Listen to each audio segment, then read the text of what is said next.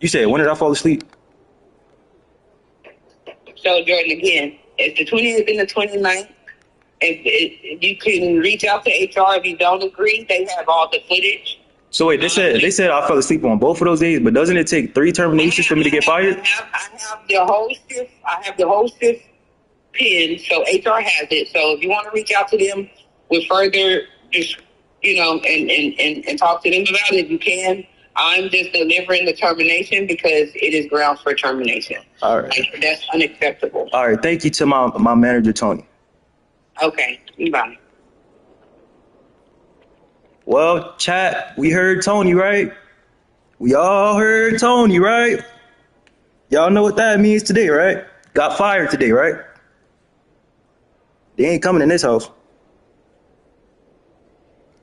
Send professional invoices and get paid faster with the QuickBooks mobile app. Know when they've been due? On that. As for the pretrial detention, essentially Williams is saying we want him to remain behind bars. We'll look at that document and get back to you in terms of the reasons, but they obviously feel that he's a threat to the public. When asked about his cooperation, he also mentioned that he said the word cooperating has taken on tremendous elasticity and that responding to the law in their eyes is not necessarily cooperating with authorities.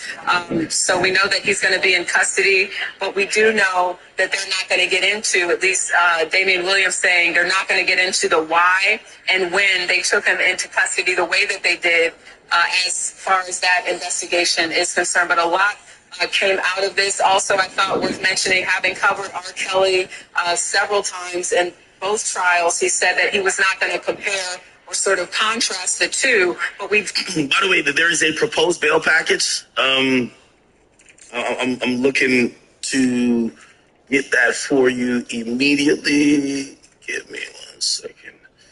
Let me keep playing this. I'm going to pull it up in a second. So there's a proposed bail package. Do know that Homeland Security Investigations is the same group that really took on a bulk of the responsibility when it came to R. Kelly. Same group, again, looking at these charges that are also similar in nature when you think about sexual assault and sex trafficking.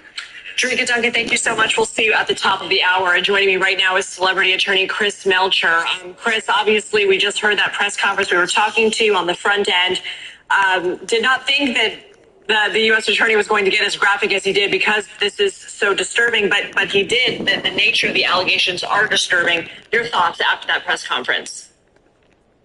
Well, they certainly took their time, and that was a very well-crafted press conference where they were laying out a little bit more detail than we saw in the charging document. And I do have that detention letter. So that's a letter to the judge saying that Diddy should, or Mr. Combs should remain in custody pending trial. So that's pretty unusual. Many times somebody's going to be released on a bond. His attorney, according to that detention letter, had offered a $50 million bond to secure Mr. Combs' attendance at trial and also electronic monitoring. The government's saying that's not sufficient. That's not enough money to really dissuade Diddy from fleeing. And more importantly, it's alleged that he is a danger to the community, that he could dissuade witnesses from testifying. So what they're asking is that he be held in custody. He's in custody right now and they don't want him released. The judge will have to decide that, or magistrate, I should say, will decide that later today. But these are the conduct is depraved, multiple victims. And what is most significant to me is that these events were allegedly recorded and the government has those recordings. That's going to make it extremely difficult if... Okay, I'll get back to what that gentleman is saying. Let me read through this, which is important. So this is what the government detention letter was trying to counteract. Okay, so this is a letter from the lawyer, Agnifilio, in Trotter, which that might be another lawyer or it might be a joint law firm. Anyway, it says, Dear Judge Tafornsky, Mr. Sean Combs, to his counsel, submits this letter to the court for release on certain specific or specified conditions. Yesterday evening, he was arrested on an indictment charging him with the following offenses. For these reasons set forth below, we ask this court to release Mr. Combs pursuant to our proposed bail package. This letter will walk the court through a series of actions taken by Mr. Combs over the past 6 months that will prove he's on flight risk or endangered anyone in the community. These actions will prove that Mr. Combs is eminently trustworthy, that he's demonstrably committed to showing his innocence in court in the context of this case, and that he should be released on the condition proposed in order to do so. The first thing the court should know is that when it became apparent to his counsel that Mr. Combs would be at some point formally charged, he did something extraordinary. Oh, wow, it's extraordinary. Let's hear the extraordinary thing. He left his home in Miami and traveled to New York, the very location of where the prosecutors and agents were investigating him. Through counsel, Mr. Combs promptly told the government that he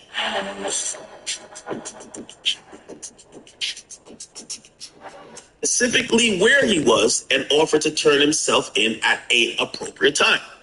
Even though Mr. Combs came to New York, authorized his lawyers to tell the government of his location, and offered to self-surrender, the government effected an arrest last evening. This, we know, is the government's right. However, that he traveled to New York to self-surrender is also something the court should consider.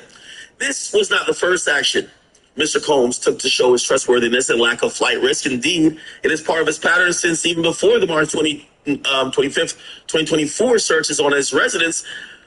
Mr. Combs and his counsel have been fully aware that the United States Attorney for the Southern District of New York has been conducting an investigation involving allegations concerning racketeering, sex trafficking, and other offenses, knowing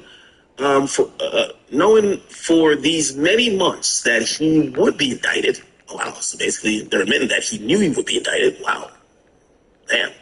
Mr. Combs has done everything, as will be set out below, to work with prosecutors in ways that are unusual, if not unprecedented. Okay. In light of these circumstances, he can rebut presumption of detention here due to his extraordinary actions taken in this investigation.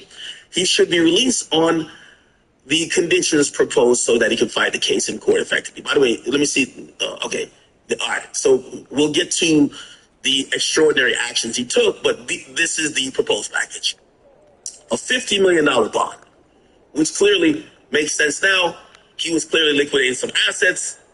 One of the main things, securing a cash bond or a potential part of a cash bond, or being able to free up assets that he could possibly put up, right?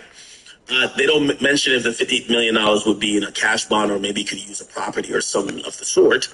But yeah, $50 million bond, co-signed by Sean Combs' mother, his sister, the mother of his oldest daughter, and his 3 adult sons. Okay? So I guess it's a bond co-signed by them. Secured by the equity of Mr. Combs' residence located at 2 West Star Island in Miami, Florida. The appraised value of the home is about $48 million. The home is unencumbered. In anticipation of the bail hearing on August 20th, 2024, he paid off the mortgage. Oh, wow. He paid off the mortgage, which is $18 million. Wow. So now he finally owns the house outright. And that's just sitting, equities in the value of the house. But there isn't a lien on the house, meaning a mortgage, that a mortgage company would control some interest in the house. So basically he's saying, I'll give y'all, I'll put the title up, right? Like, shit, if I plead, that's $48 million. So that home could be used to secure a bond and be free of a mortgage. Cool. Secured by the equity of Combs' mother's house. Wow, they gave it. Oh, yeah. I wish this was blurred out, but this is where his mom lives. Mr. Combs' travel will be restricted to the Southern District of Florida and the Southern District of New York to attend court and meet with his counsel and attend medical appointments, which we will address the court in a separate sealed submission. Yes, they're probably going to do a sealed submission saying that Diddy is suffering from, again, you got to make this look good. He's suffering from some illness that cannot be cured if he's in a detention facility. He needs to be free. He needs to see the best specialist in the world. He needs to be able to go to his doctor's appointments every day, that he could be healthy, right?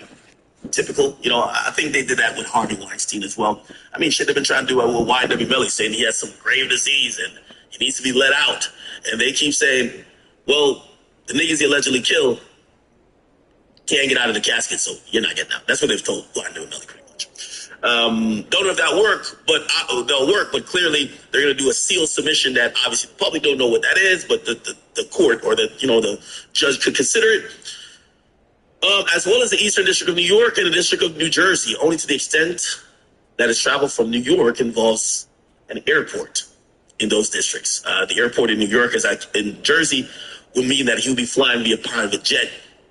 Teterboro Airport is a place that Jay-Z, Beyonce, anybody, when they come to New York, they land at Teterboro with their private jet. Okay, that's usually where Jay-Z used to rap about the Clearport. That's where that is, right? Teterboro, New Jersey. So he's trying to carve out places that I'll only be in Jersey to be at that, to be at the fucking Clearport. I have a private jet to land there. I'm going to go right to New York to go to court. I'm going to be in Southern District of Florida, which is basically say he was going to stay at Star. He's basically kind of outlining house arrest, but not saying house arrest. Because his residence in Southern District of Florida is at 2-Star Island. You know what I'm saying? His passport, now we get to find out, his passport was surrendered to his counsel. So he gave his passport to his lawyers, and his lawyers advised the prosecutor of this fact in an email dated the same day, and the counsel is now saying, please take his passport. He ain't going nowhere. Take his passport. So interesting to note, they didn't turn over his passport then, but he did turn it over to his lawyers. Okay, cool. The passports of the following family members who have already surrendered their passport to counsel after the raids. Oh, wow. Oh. There's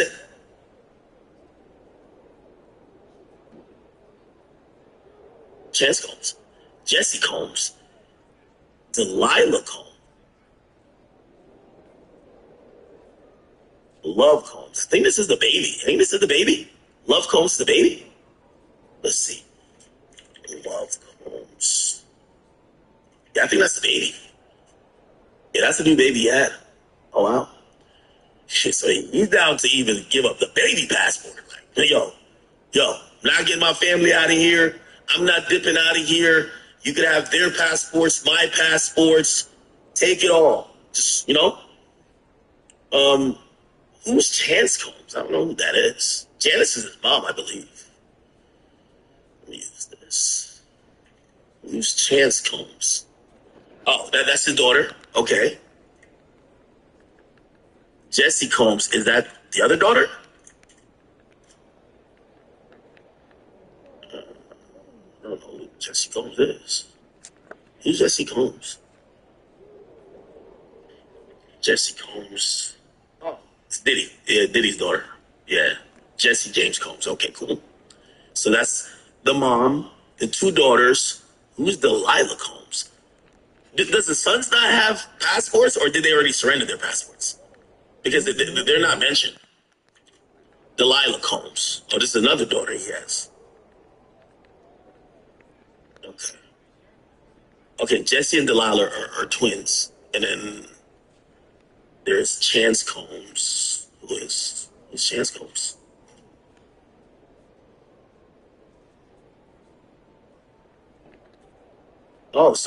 She's not one of the twins. Oh, so there's a daughter that's not a twin. And the parents are Sarah Chapman and Diddy. Okay, cool. And then Love Combs. So basically, all of the women from the Combs family are here.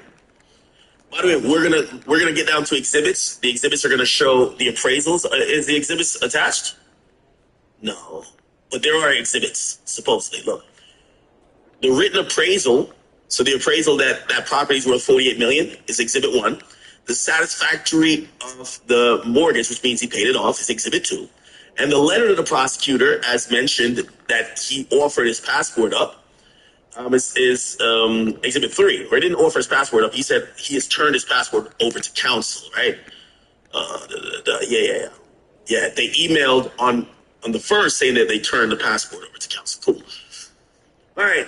H. Since at least 2024, April, Mr. Combs has been making efforts to sell his airplane. Oh my God. Damn, shit is going down. Damn.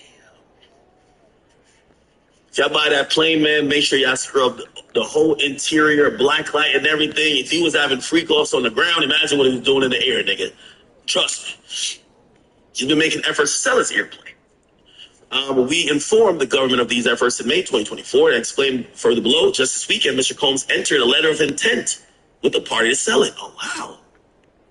Mr. Combs understands he is not to travel to Los Angeles, where the plane had been located this week. Oh, wow. Oh, he's been staying away from his own plane. I still think he's going to fly by private if they do give him this bail.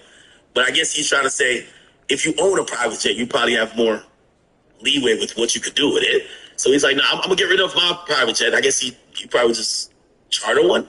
Damn. And further, the plane is not to be brought into any district. Oh, okay. That's why Diddy's plane, jet. We can find the tail number. This is Diddy's plane right here. Yeah, Love Air. Love Air, yep. And what's the tail number? The tail number is... Where's the tail number? Tail number, come on. Why can't I find the fucking tail number?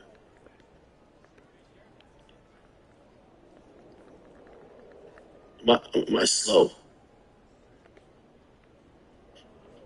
Is it N119?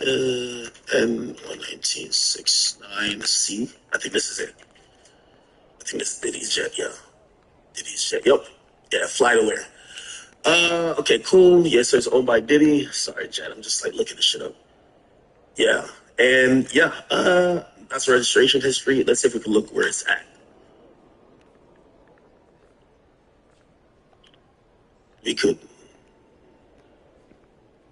This is how it looks.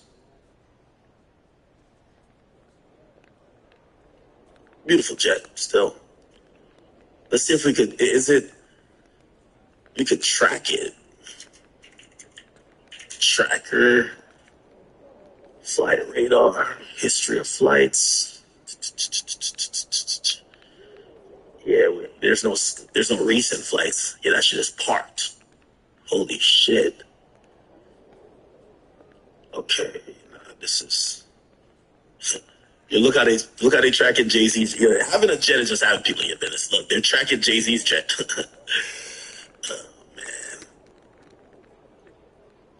Oh man. Flight history. Okay, here we go. Departing information. It looks like it is flying around somewhere, but at some point it was in LA. Yeah, that jet is moving. But apparently it was in LA for a while. What's that fucking door? Give me a second. Anyway, let me play a little bit more of this. For Diddy to defend himself if those recordings show coercion or violence. Important point there. Chris, according to the indictment, law enforcement seized firearms and ammunition, including 3 AR-15s with defaced serial numbers and a drum magazine. How will that play in? We know as part of the allegations, they say that Combs regularly carried and even brandished weapons to create an atmosphere of intimidation. Well, that is part of this allegation that these women unfortunately became part of his orbit. Okay. Yeah, this is taking care of who's at the door. It's all good. Okay, perfect. Let me go back. Okay, so yeah, so I guess it was the time of that letter. You know, they're still saying, I guess, like ever since they wrote that letter to the prosecutors, they kept the jet away from wherever Diddy's at. So the jet's still moving, but you know, they kept it like it was in Van Nuys. Yeah, it was in Van Nuys a bunch, right? San Jose. It wasn't LA. It was definitely in California for a while. And I guess they were saying they made sure that the jet wasn't anywhere where Diddy was at, that the police could think that Diddy it has access to his jet. They're saying it's on the other side of the country. And they're saying they're down to keep it on the other side of the country or make sure the jet doesn't go anywhere where Diddy's at until it gets sold, which is, damn, I mean, my boy's definitely trying to make sure he's free, right? Okay, understand he's not to travel to LA where it's been located this week. Oh, this week, he said this week. Has it been located in LA this week? Well, it went to Indianapolis. Last week it was in Jersey, Teterboro. Then it went to Indianapolis. I'm guessing it probably is in LA, right? This isn't all the way accurate. This is just some of the flights. Cool, all right, bet. Then on. Now they finally say home detention. Home detention. So they're down for home detention. They're not gonna say what crib, but come on. Star Island crib, right? All other standard conditions of pretrial release, right? The history of the investigation show a great degree of collaboration between the government, Mr. Combs, and his counsel, which should be weighed heavily in this court when thinking about releasing him on the conditions proposed. By the way, 30 minutes until Diddy goes to court. Once again, we're not going to have a live stream of that, but we expect to maybe hear a word or two from the lawyer as they enter or leave court. Okay. On March 13th, counsel for Mr. Combs emailed the assigned assistant U.S. attorney in this introductory mail. Counsel identified himself as counsel for Combs and stated he wished to speak with the prosecutors and share information about Mr. Combs and the matters under investigation. After not hearing back, oh wow. At first, AUSA's didn't respond back. Counsel again emailed 5 days later, March 18th. Counsel did not get a response. Oh yeah, they don't give a fuck about Diddy. So this 2 emails sent to the prosecutor, deaf ears. Third time. This is before the search. Wait, so why did they email before the search? Oh, it was being heard that there was an investigation. So I guess they just wanted to get ahead of it. This is before the search was done. March 25th, search warrants were executed at Mr. Combs' place of residence in Miami and LA. In addition, he was removed from his airplane and searched. The search of his residence were unusually public and particularly heavy-handed. The agents had assault rifles trained on the heads and chests of his children, who were then handcuffed, brought before news cameras, in a press helicopter. On the day of the search, his counsel called the prosecutor and they spoke for the very first time. Counsel indicated that they would accept service of 2 grand jury subpoena to Mr. Combs' businesses. Counsel took possession of Mr. Combs' passport on April 1st, about a week following the searches on April 1st. Counsel took his passport. As noted on the same day, they advised the AUSA of the fact that counsel had Mr. Combs' passport and we would not return it to him, and that he would not be allowed to leave the country during the pendency of the investigation. We have, in fact, maintained passports, and Mr. Combs has not, in fact, left the country. Despite knowing the investigation was ongoing, despite having a plane at his disposal, despite not being charged with any crime. So as of this morning, the plane is in Teterboro for a charter flight. As of this morning, so that's 4. Where is 4 is that? 4 is somewhere here. All right, yeah. Okay. So the Teterboro thing was right. As of this, this is 9/12, so it's probably a return flight. Whatever. Cool. Counsel agreed to advise government on all domestic travel. Myron said this. Bradford Cohen said this. I agreed. Vlad, please stop saying the bullshit you've been saying. And I love you, Vlad. You know, you're a peer colleague and a friend of mine. But you've been saying that dumb shit like too long, saying Diddy should have fled the country. It's very clear they could have arrested this guy a long time ago. He surrendered his passport. He was telling the government everywhere where he was at, because he was preparing for this moment. He was saying, I'm not going to be in the same city as my plane. He was never going to leave the country, and that was never an option. I don't even know why Vlad's the only person I've seen say this shit. I don't know why you didn't go to Russia. What the fuck is Vlad talking about? And I love you, Vlad, but come on, bro. You're too smart to be saying this type of nonsense. He says, I've been saying this last month, a couple months in my interviews. Diddy should have fled to Russia. What? Vlad, you're too smart for this, okay? This is some shit that dumb rappers you interview would say, right? Instead, he spent his time hanging around in Harlem and Miami. No, he spent his time trying to not look guilty, and knowing he's under federal surveillance. What more can he do? He can't do anything else. Anyway, I'm glad this letter came out. Now we know all the things that clearly was being done, right? These two promise. Okay, Moreover, counsel advised the government that Mr. Combs intended to travel domestically. Counsel would inform the AUSA.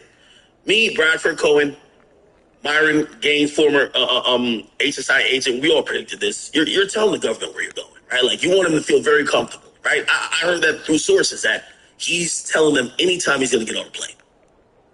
They know before he went to LA, then went to LA and he popped up some random places. They knew before he came to New York, okay? These two promises have been kept. For example, June 9th, counsel advised AUSA that Mr. Combs was traveling from Miami to Los Angeles to go on a road trip with his children. In addition, we provided AUSA with information about the flight, when his flight departed, when it will land. On June 29th, counsel emailed the prosecutors that Mr. Combs will be flying to Wyoming. And by the way, he did go to Wyoming. People seen him White River rafting. You ever seen this?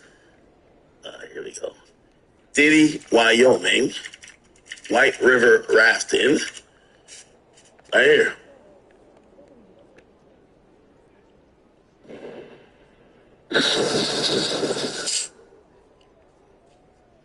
Boy, Diddy.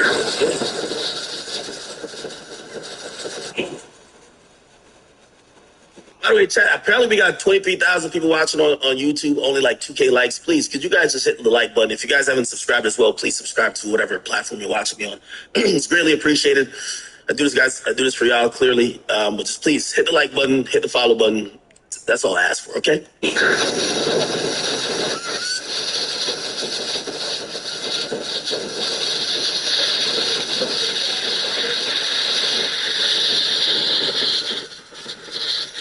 That looks fun.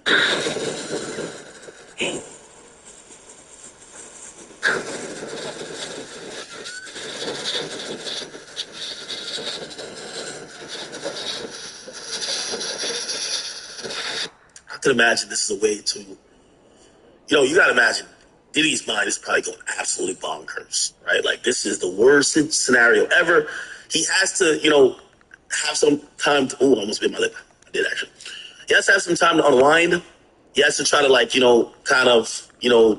distract himself a bit, because that could be very mentally tolling. And I'm not saying we feel bad for Diddy, but if you're constantly thinking about a potential prosecution or threat of arrest for months, yeah, he has to unwind. And I guess that was what that trip was. Okay, so cool. That was the Wyoming trip. Okay, cool. So he was flying to Wyoming. Told them that via a chartered aircraft. On July 5th, the counsel emailed the prosecutor that he was traveling back to Los Angeles. 2 days later, July 7th, when he traveled back to Miami via chartered aircraft, they once again emailed the AUSA. In addition, when Mr. Combs planned travel, but did not take those trips, they notified the prosecutors as well. Okay? They notified the government of Mr. Combs' efforts to sell the plane. On May 21st, counsel advised AUSA during a phone call that Mr. Combs had commenced efforts to sell his airplane. We followed up with that conversation the next day on May 22nd, 2024, with a letter to the AUSA that the efforts were underway to sell the aircraft, reminding the AUSA that the counsel continued to be in possession of his passport. Over the past several months, there have been several potential buyers for the airplane, and at least 2 buyers have signed a letter of intent to purchase the aircraft. Just this weekend, a buyer for the aircraft and representatives for Mr. Combs executed a letter of intent. Due to the nature of this asset, the amount of inspection and due diligence that's required for this purchase is just not a simple asset to offload. In advance of the plane being sold, which it eventually will be, we have agreed to keep the airplane in Los Angeles while Mr. Combs resides in his home in Florida, if it's not being chartered. So again, they do chartered rentals on the plane. Coincidentally, and not at Mr. Combs' request, last night the airplane was chartered. Oh, wow. Maybe that's why he got arrested.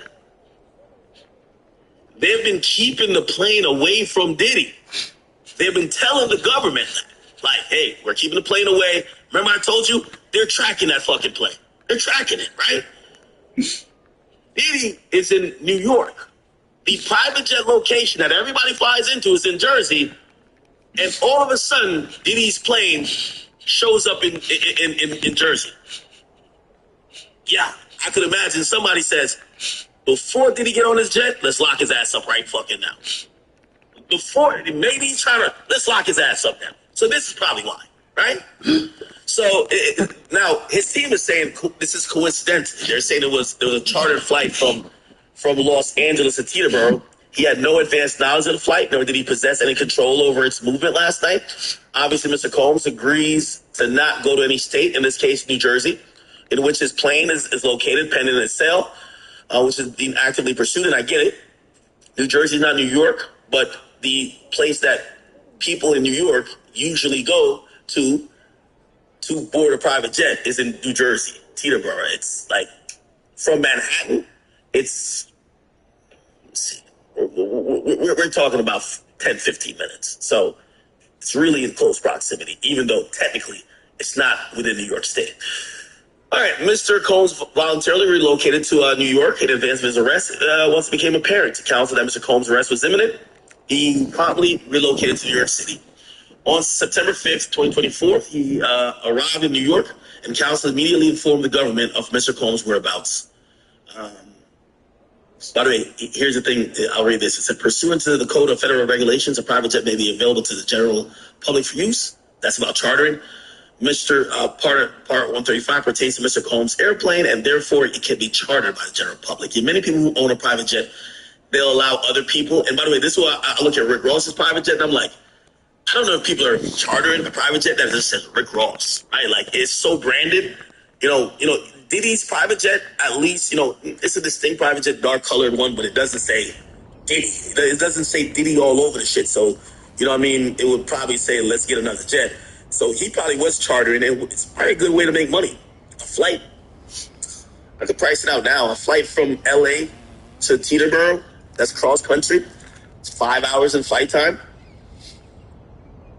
How much, how many people, I won't get too much into it, but how many people, let me see, Diddy jet, let me see, Love Air, what type of plane is it? It's a Gulfstream 550. I think it holds between, how many does it hold? And by the way, there's this website, you can literally book a jet. How's our empty leg flights to see if, you can literally book Diddy's jet, you know what I mean? And I'm pretty sure many other brokers or websites allow you to book the jet. Anyway, it's probably going to be 60,000, around 60,000, 50, 60,000.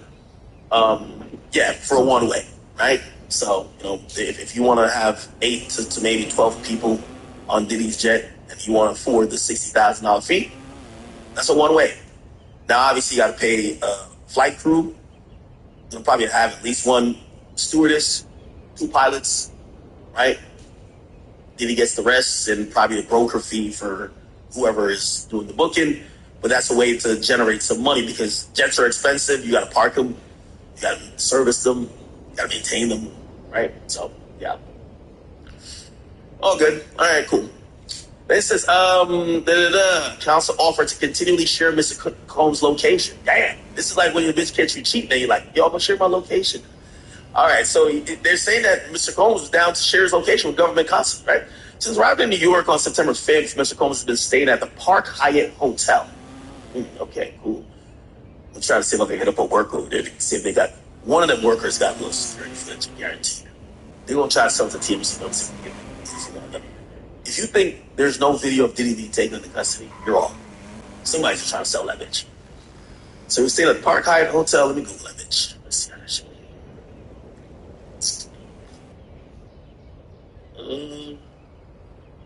It's a luxury 5-star hotel. I don't expect Diddy to stay in anything else. Let's look at the suites. I can imagine he was staying at the big boy. They got a presidential on here now. Where's the presidential? Oh, here we go. 1-bedroom presidential suite. If there's a 2-bedroom, I imagine that Diddy would get it. And probably the rooms that he probably stayed in aren't listed on here for free to publicly book. You know what I'm saying? If we were to book it, let me see how much this costs. Yo, I'm such a pocket watcher, right? I ain't shit, right? Oh, don't look like you can book these ones. It says you got to call. Yeah, you got to call for this. You can book these. Let me see what the price is looking for, though. Let's look next one. A 1-night stay. Let's see what we're looking at, chat. Chat, I'm such a pocket watcher, right? I know. Pray for me, chat. What? And this is just a 1-bedroom.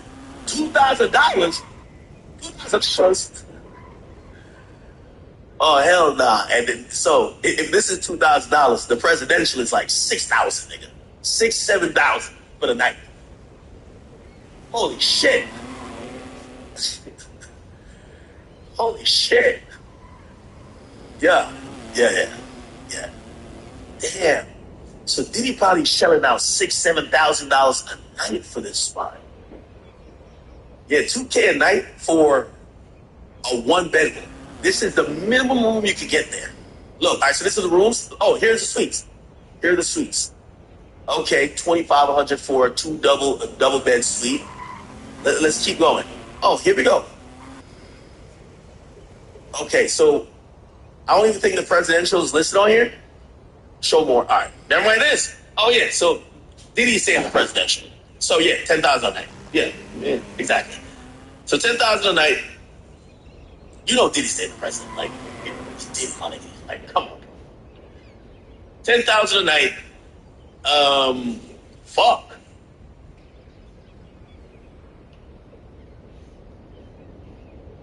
Damn. That's some good shit right there, brother. Let me look at this room. 10,000 a night for this shit? This shit better be. This shit got it. Oh, I'm gonna call Whack 100 in a second too. I'm gonna call Whack 100 in a second. Gotta get Whack 100 on the line. Okay.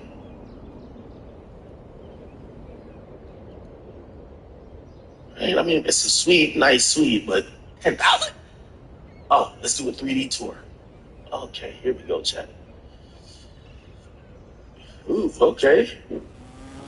Chat, if you were Diddy, no pun intended, and you were gonna stage one last freak off before the feds came in, which part in this presidential suite would you fucking stage the freak off at, chat? Let's get to it. Let's get to that. Ooh, nice closets. Ooh. Now this is a big ass 1-bedroom.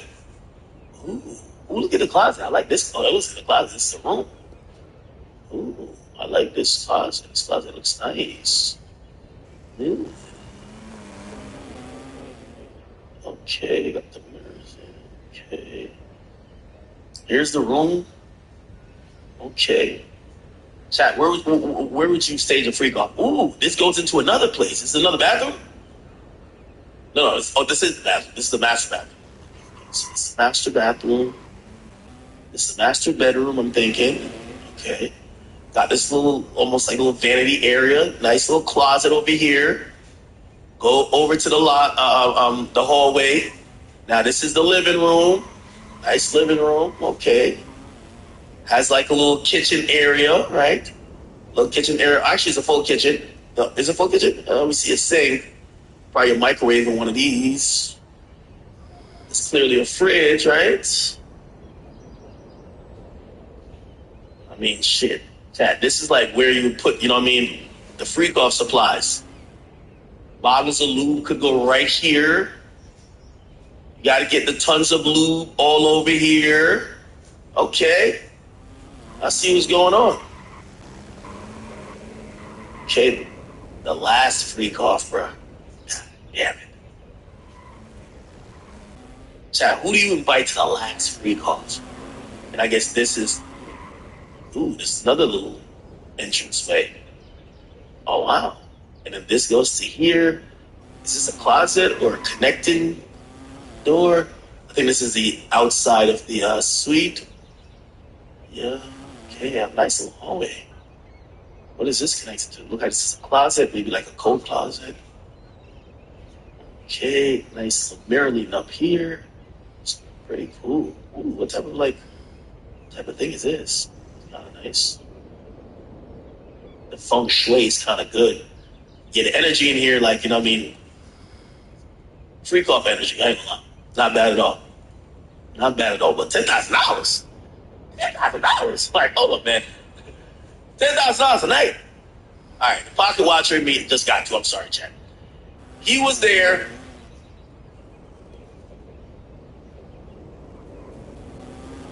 He was there from the 5th. So that's 12 days. That's $120,000 Yo, Chad, I ain't gonna lie. I spent $120,000. I deserve that free golf. I'm sorry, Chad. I'm sorry, Chad. I spent $120,000 for 12 days? That's a free golf. What? 120? Now, here's the thing. Look what they said. They say, due to bookings made at the Park Hyatt prior to Mr. Combs' reservation, after today, September 17th, he will no longer be able to stay at the Park Hyatt. Accordingly, he had a reservation to stay at the Carlisle Hotel starting today. Let's go over there and go pocket watch. Why do I like this so much? I'm not saying I like some weird like freak off shit. I'm saying I just love seeing how much money niggas have. Like, I'm sorry. Oh, this is it. The Carlisle. This looks good. Damn, they give you like a little intro video, a drone type video. Okay. All right, let's check the rates. Let's go 16 to 17. Whatever. Let's check rates. Let's see. Is this 5-star? What the fuck? 3,000 a night? What? What?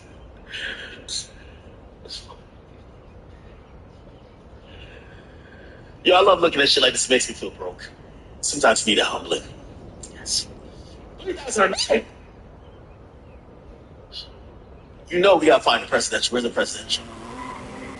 The Central Park Suite, it's 5,000. The Premier 2-bedroom suite is 5,000. Now, you gotta have a presidential. It's probably not listed. A lot of times they don't list their presidential suite. They usually, you gotta call. You gotta call to go get that shit.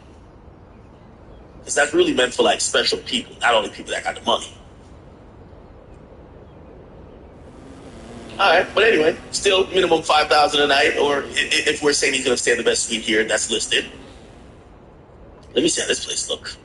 Maybe this is like freak off ready. This is a Central Park suite.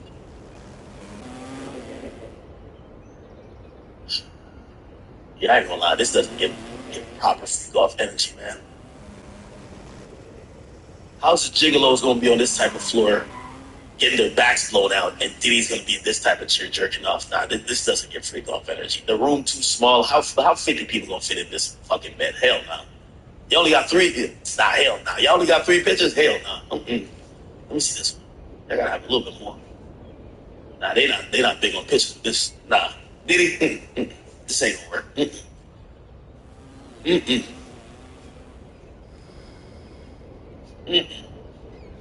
Whatever. Anyway, they're saying that he'll be staying at the Carlisle if he gets out. Since Mr. Combs relocated to New York early this month, council has been looking for a 1-month rental for Combs in New York City. Despite council's persistence, it has been challenging to find a rental for many reasons, including because numerous events occurring in New York City in September. U.S. Open, Fashion Week, UN Summit.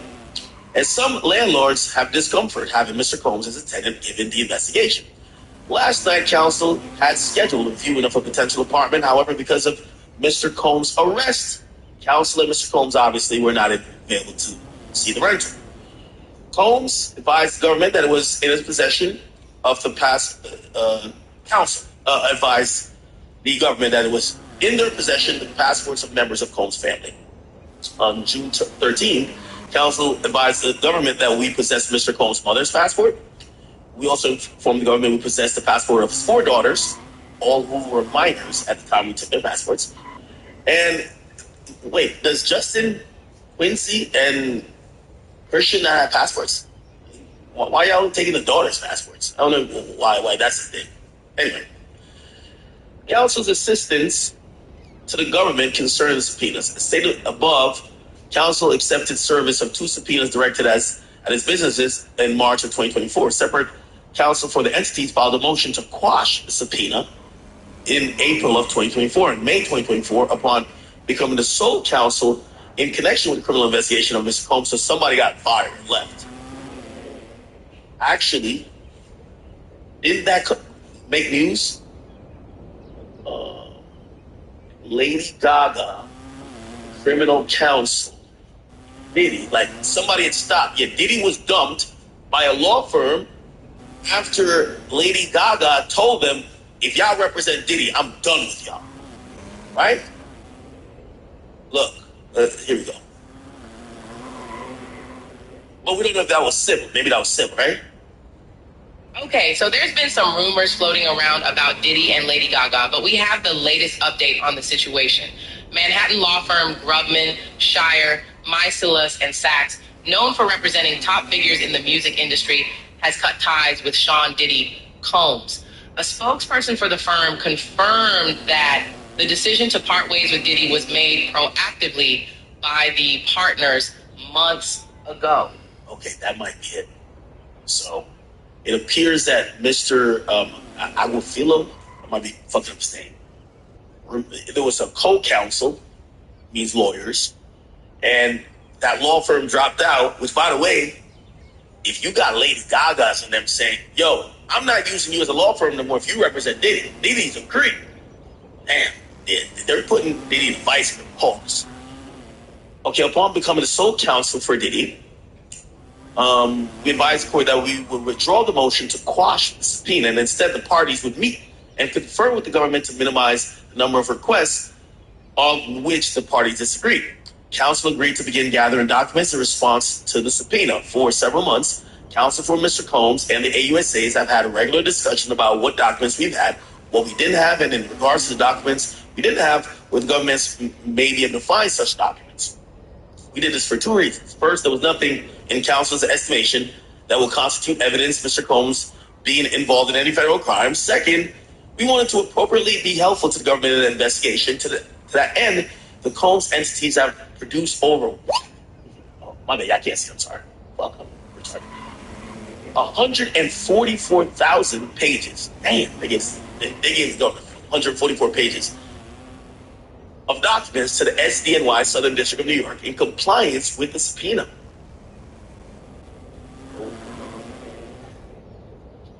Just take a breather, y'all. By the way, did he schedule to be in court? He probably is in court currently.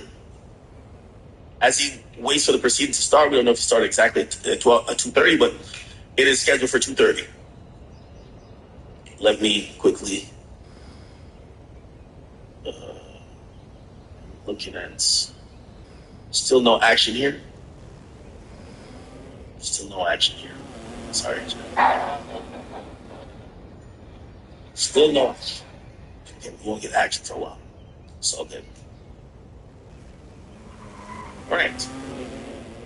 So the next thing is paying off the mortgage at 2 West Star Island in Miami.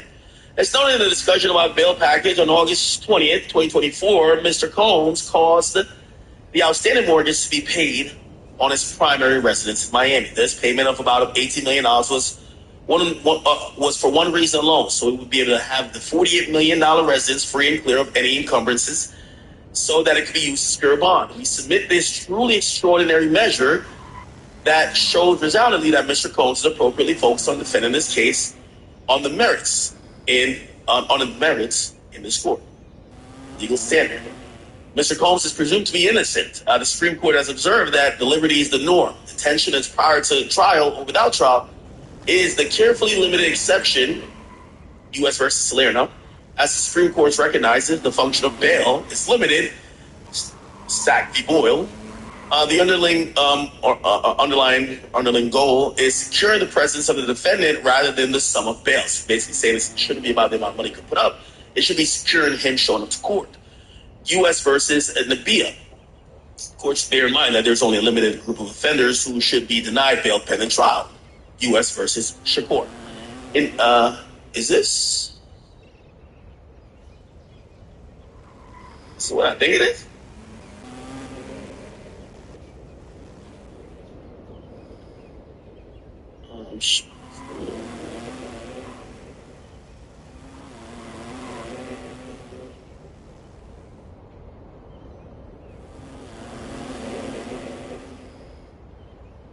Nah, that's not what it is.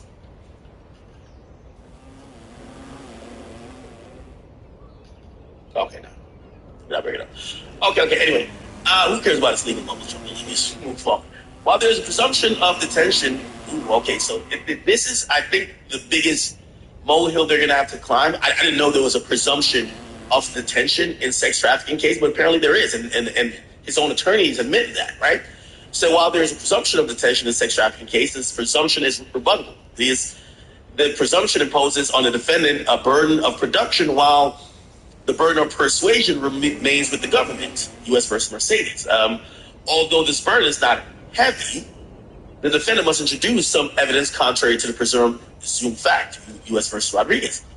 A defendant can satisfy this burden by coming forward with evidence that he does not pose a danger to the community, one, or flight of risk, or risk of flight, sorry. Even if the defendant presents some evidence satisfying his or her burden, the presumption favoring detention does not disappear entirely, but remains a factor to be considered among those weighed by the district court. The benchmark case here is blah, blah, blah. Okay? Cool. All right.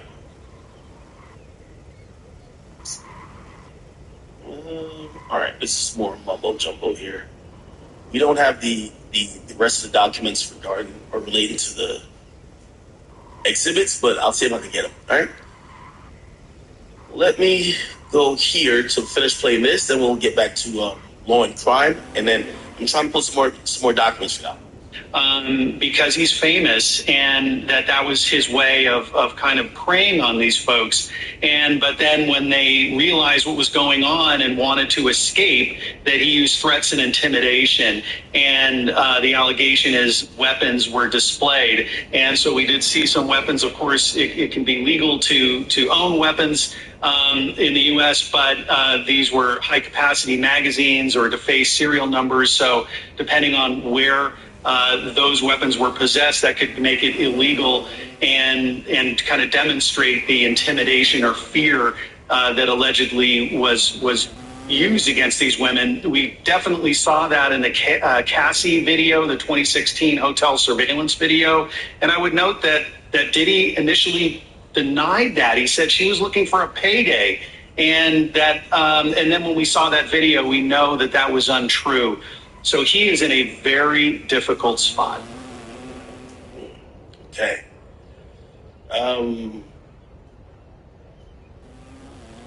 Nice and long crime video, which is here. Distance, calendars, anyone that keeps those calendars. And what the government does is essentially they just put a story together. And those are the best cases, is that when you can put a story together where you're not relying on one individual witness, where if that witness gets crushed on the stand, your case is kind of over. What you do is you build up a case through, like I said, 5 or 10 core witnesses that all can verify what the other one is saying. Even if it's not the exact same story, it is confirmation that this is how it happened to me, or this is how this happened.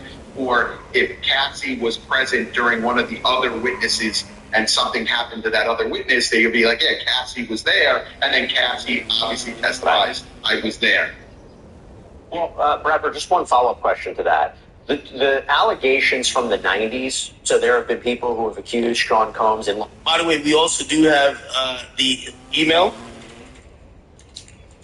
that was sent to the government.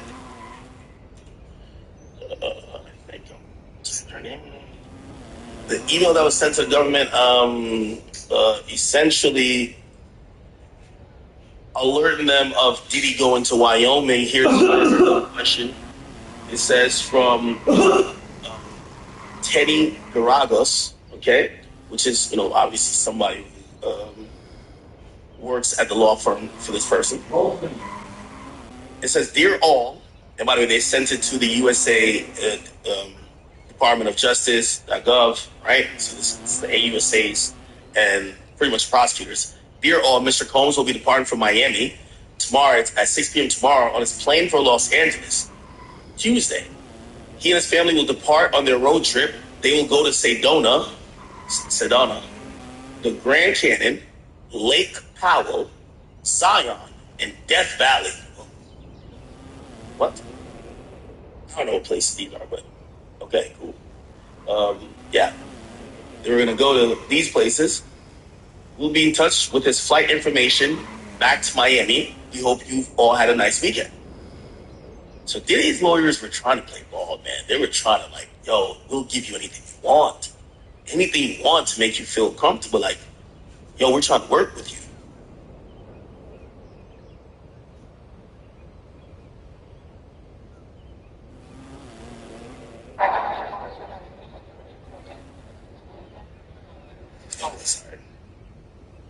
Lawsuits of sexual assault back in the 90s. Now, some of them are able to bring their lawsuits because of a particular law in New York that allowed people to look back window 1 year to file sexual assault claims. I don't know if the 90s claims are a part of this. If they would be, if something was time barred under state law, could it still be used as evidence or in a federal case? Yeah, so it's an interesting question. The feds always have a way of bootstrapping in stuff that you feel is outside the scope or outside the statute of limitations by saying it's an ongoing criminal enterprise. And this was something that was continually going through the years, 2002, 2003. And in your head, you're like, wow, these are 20-year-old allegations. These are 25-year-old allegations. But when you're talking about an allegation that is part of an ongoing criminal enterprise, that's how they kind of bring it in. It's the same thing with co-defendants, right? If you have a co-defendant and, you know, you guys are robbing banks and you don't technically get out, you say like, hey, I'm out, I'm done with this. And that co-defendant continues to rob banks. They can try and say, hey, we're still looping you into all these other bank robberies because you were part of the original conspiracy. And I've seen that happen before. So it's time will tell what they will bring in, but they always bring in different allegations to show motive or to show, something else that they're saying, oh, it's not technically charged, but look, he used baby oil in this case, he used baby oil in this case. I use the example of the wet bandits from Home Alone. You know, it's like, they could have done something in 2000 where they got caught by flooding someone's house, and then in 2020, all of a sudden it's the same thing. They can say, hey, look, this is their MO. So a lot of ways those things come in, not necessarily as an individual charge, but as something to prove something else. So I want to let everybody know in about 8 minutes, we are anticipating this press conference, presumably held by federal authorities, but more specifically, Damian Williams, the United States Attorney for the Southern District of New York. You see a live shot outside the courthouse right there. Elizabeth Milner, our reporter, is there as well. So hopefully when that gets going, we will be able to go live. Chris, I want to go back to you on something.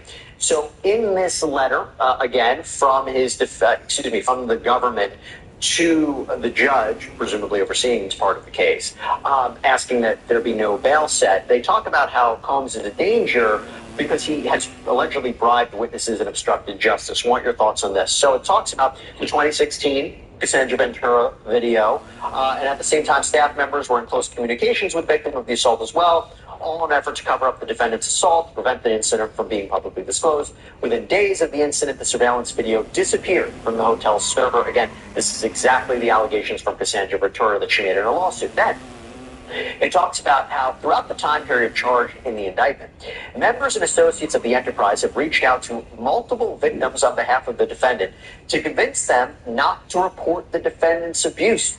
Most recently, in late 20. Let me see if I can get Whack 100 on here.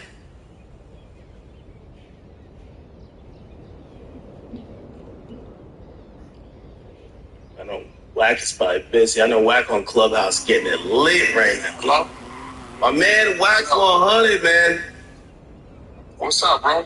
What's going on with you, man? Did you see the news? Yeah, a little bit. Hold on. R&B, don't give me the big money. Yo, hey. Yo, listen. You know what's fucked up? There's no law against having baby oil, bro. You're in the wrong business. You in the baby diaper business. You should get in the baby oil business. You could have been wholesalers to Diddy. What I'm saying is, why people take? How do you know the baby oil company didn't just ship him a bunch of goddamn boxes of shit just because maybe they hoping one day when he's preparing this stuff, he shows that. Why everybody gotta look at that shit like it's some other shit, bro? This shit is crazy. What's illegal about baby oil? God, we gotta kill the man. We be doing it to our own people, bro. Well, they also said lubricant, so we thinking KY jelly too. Yeah, but they never see. You notice that it could have been one thing of lubricant, which the majority of people have some form of lubricant for whatever reason. Right? They never said how how many bottles of lubricant, how many tubes of lubricant, right? You know, they never said that. They said it was 1,000 pounds of baby oil and lubricant. They never said how many days of lubricant, bro. But end of the day, I sent Jason Lee 8,000 pieces of diapers, bro. All right, right? But come on. Yeah, bro, I sent him that shit, bro. So he ain't got no babies. Well, hey, if the feds came in, they would probably think he's doing something else.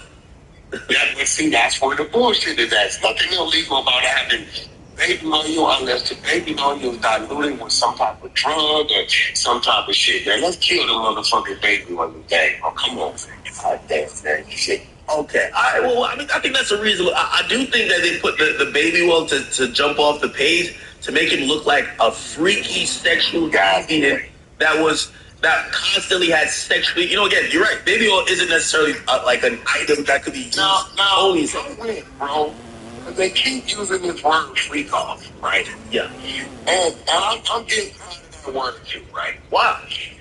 Because, okay, I went to Google. The definition of freak off, right? It says, African American to masturbate or ejaculate or to have wild or unorthodox sex. So that's 4 things. I'm 3 of them. Wait. Definitely masturbated and ejaculated, and I definitely had wild sex with my woman. Now, I don't know what unorthodox sex is. I didn't look that up. What is that? Well, I think that is the Are you not guilty of a freak off yet? I've had a threesome. I've had a threesome. I don't think that's a freak off though. Nah, freak off ain't a freak off ain't a threesome. A freak off, this is what I think a freak off. Yeah, some nigga made that up. We know what a freak off means for Diddy. He's in the cuck chair. He's in the cuck chair, and he has sex workers plowing his woman.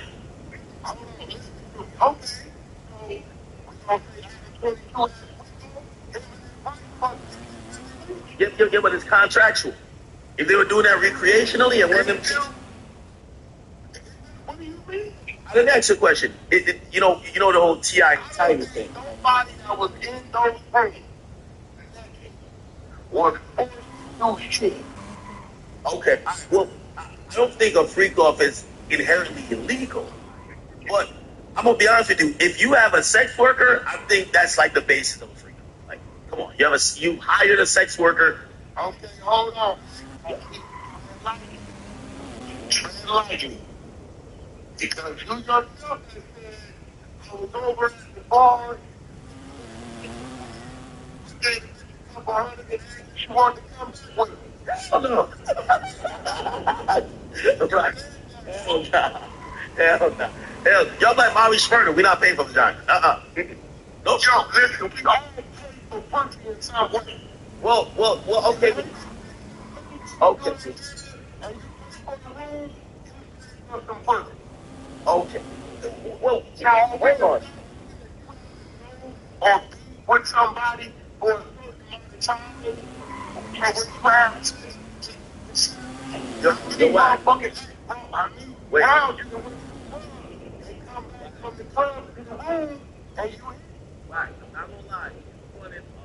Yo, right now you should be on the defense team.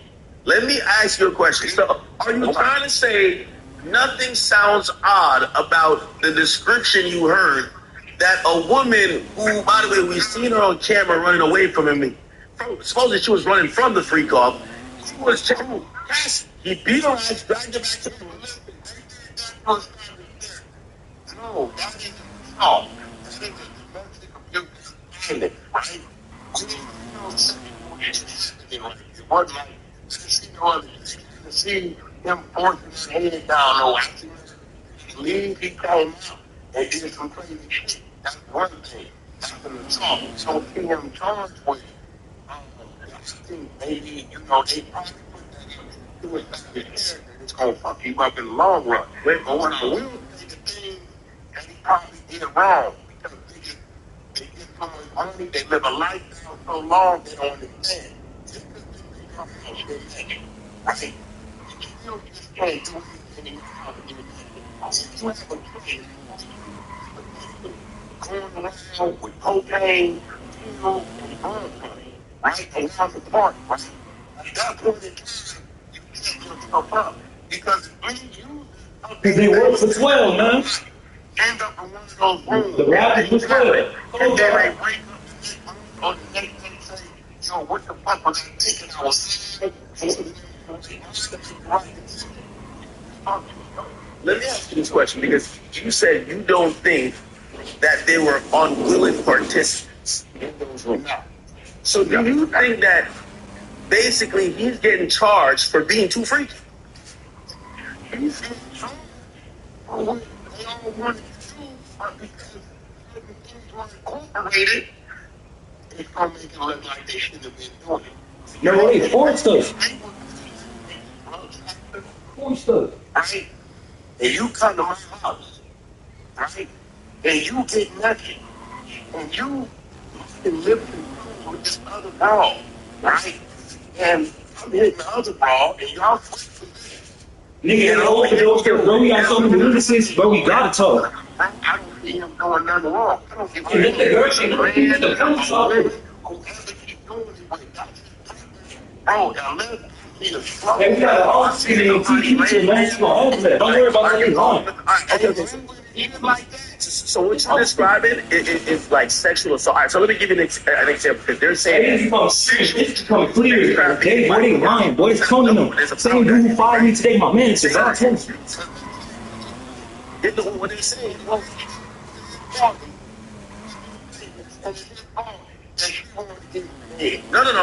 Basically, they're saying, well, like for example, Cassie would go hire, or supposing he would tell Cassie. Go ahead. Cassie will what? Cassie would hire the sex workers, but supposedly Diddy would instruct her to say get the ones with the biggest dick, and it felt like maybe she, it's one of those things where Are you saying that she didn't want to do none of these things? well, that's what she's claiming. Again, I don't know. That's what she's claiming. That is the basis of. That's what she's claiming. Maybe she just loved the lifestyle, so she was doing it against her will to maintain the lifestyle. They still look at that as coercion. Okay. Are you going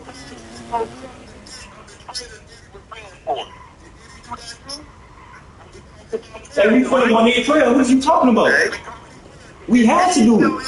We was forced to hostages. Hostages. Maybe that was Trump. Maybe that's a post freak off Trump.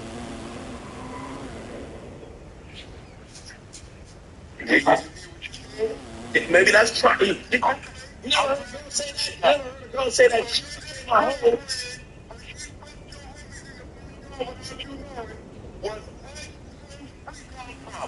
You said what?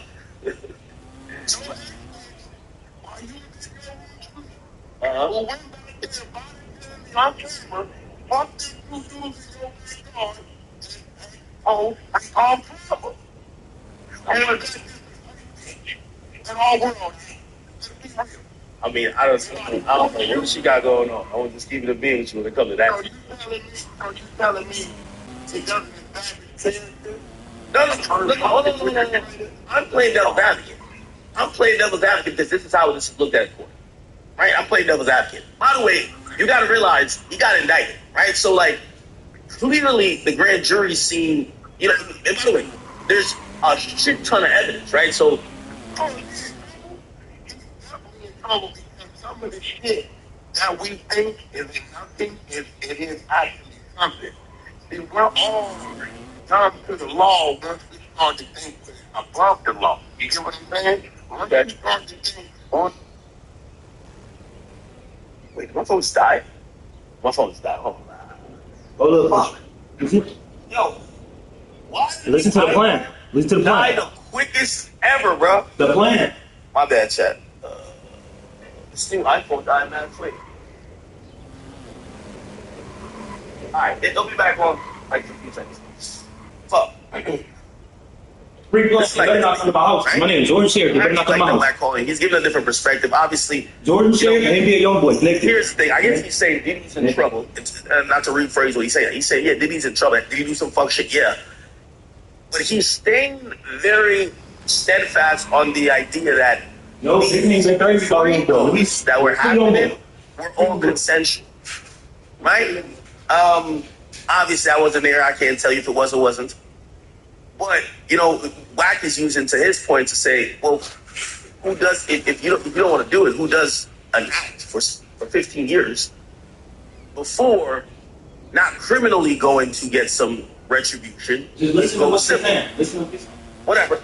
Obviously, the prosecutor looking at it different. They're saying, well, this guy is supporting her lifestyle. This guy controls her career. I don't gotta pay it. I already made it. This guy controls her lifestyle. He controls her career. And by the mere description of what sex trafficking is, you know, even if you look at the Andrew Tate case, it's not necessary for you to hold a knife at somebody's throat to have them do something that is outside of their will, right? So, you know, Cassie essentially is claiming, I ain't never want to do it, right? I think that's going to be a conversation that, you know, the only thing with what Wack is saying, there's potential of like maybe, just say you're having locker room talk, you could throw that in the air. Well, he thought. But when you see the video of him beating her ass and dragging her back to the room, it's like, my nigga, if she wanted to, like, again, we don't know what was happening in the room, but if you gotta knock her out and drag her back to the freak off, maybe she ain't want to be the freak off, right? Like, if you gotta knock her out and drag her back to the freak off, I brought you on to school. It's the school in the 2K is talking about. You know what I mean? Fuck. It's over with. Like my phone fucking died. Over with. Over with. Jordan Sheriff told y'all 100%. 100%. Lock it.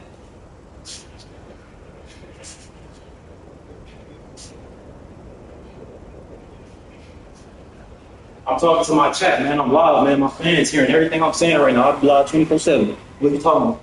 I'm Jordan Sheriff. What are you talking about?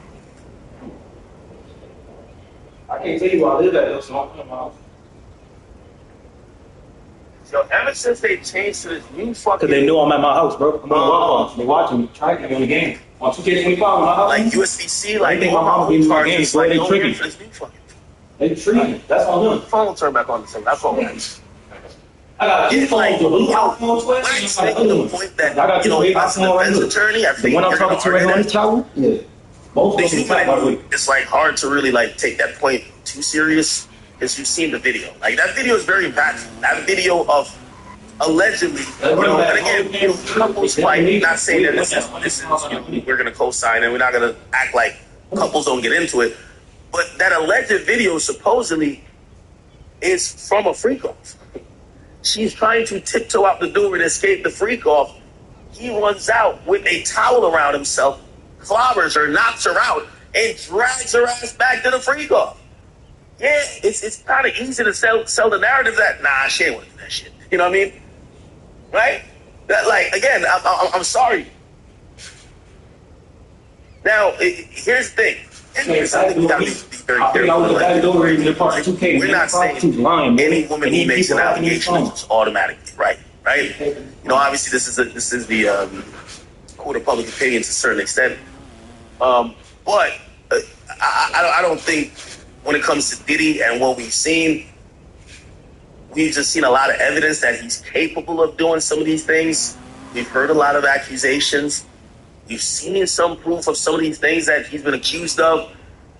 But it helps out with you gotta be like this, man. Mexicans controlling the court. Mexicans controlling the court. Let that in the air. Right? Mexicans control the court. I'm going into this potential criminal proceeding with an open mind. Look, they already playing. He's innocent. Jordan Sheriff, and I better win that trial. What? Control Goldie. Come on. I don't know if I'll go as far as to like say and echo what Wack has said. Wack is saying, you know. Now link it in. I ain't famous, but y'all told me y'all ever see my case. You see my case pull up. You can link it to something else. Oh. All over here. But remember, I am on chat. I am on live stream. So look, about this case right here. I'm not offering about nothing for sale, but I'm telling you to give you the game. Look in front of you. Look at what they Diddy doing. should be in court right now. Look at what Chat. they doing trying to sell it. They're trying to sell somebody's soul. They're showing Let's see. a barricaded in my own house. a entrance. These are By the way, this is all at the federal court building. It's very possible that Diddy's in court right now, listening to these charges, and we should find out pretty much within the next 30 minutes or so about if he'll be detained or not. One thing I'll point out, we go to Rolling Stone. It's Rolling Stone or Rolling Stones? Not Rolling Stone. Rolling Stone had the headline describing an incident that happened. Tell me some love I can understand. Outside of the courtroom today. I'm not young, but I understand. Listen to this. Here we go.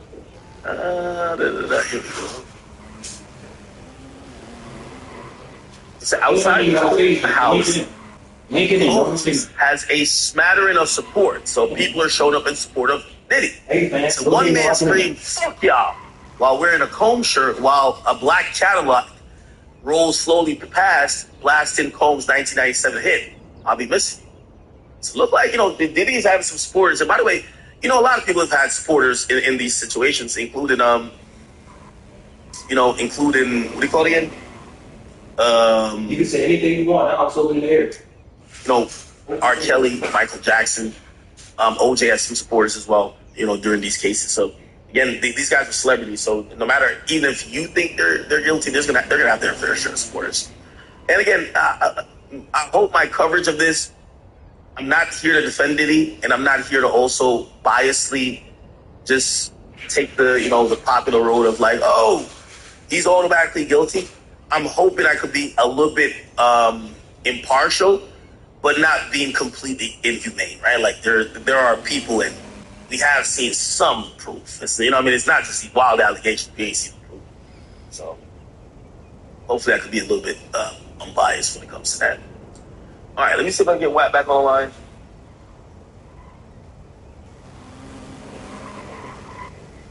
I think Wack think I hung up on him. Oh, I have a plug right there I could plug into. The Wack is a whole troll, man. Thank you for trolling back and open air in front of Miss Love, please. Thank you. Thank you. Miss Love, taking notes, man. You lying, bro. Yeah, I'm that one friend, my phone always dying, bro. Always fucking dying.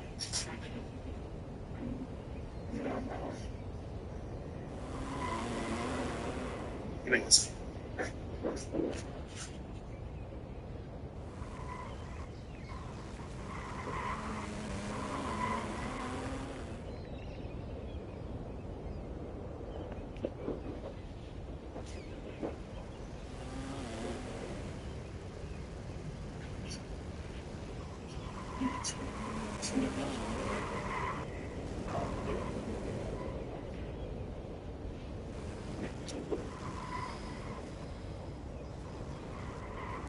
Alright. My bad. Sorry. Let me call Wack back. Yeah, my phone had died. I think I really hung up on him.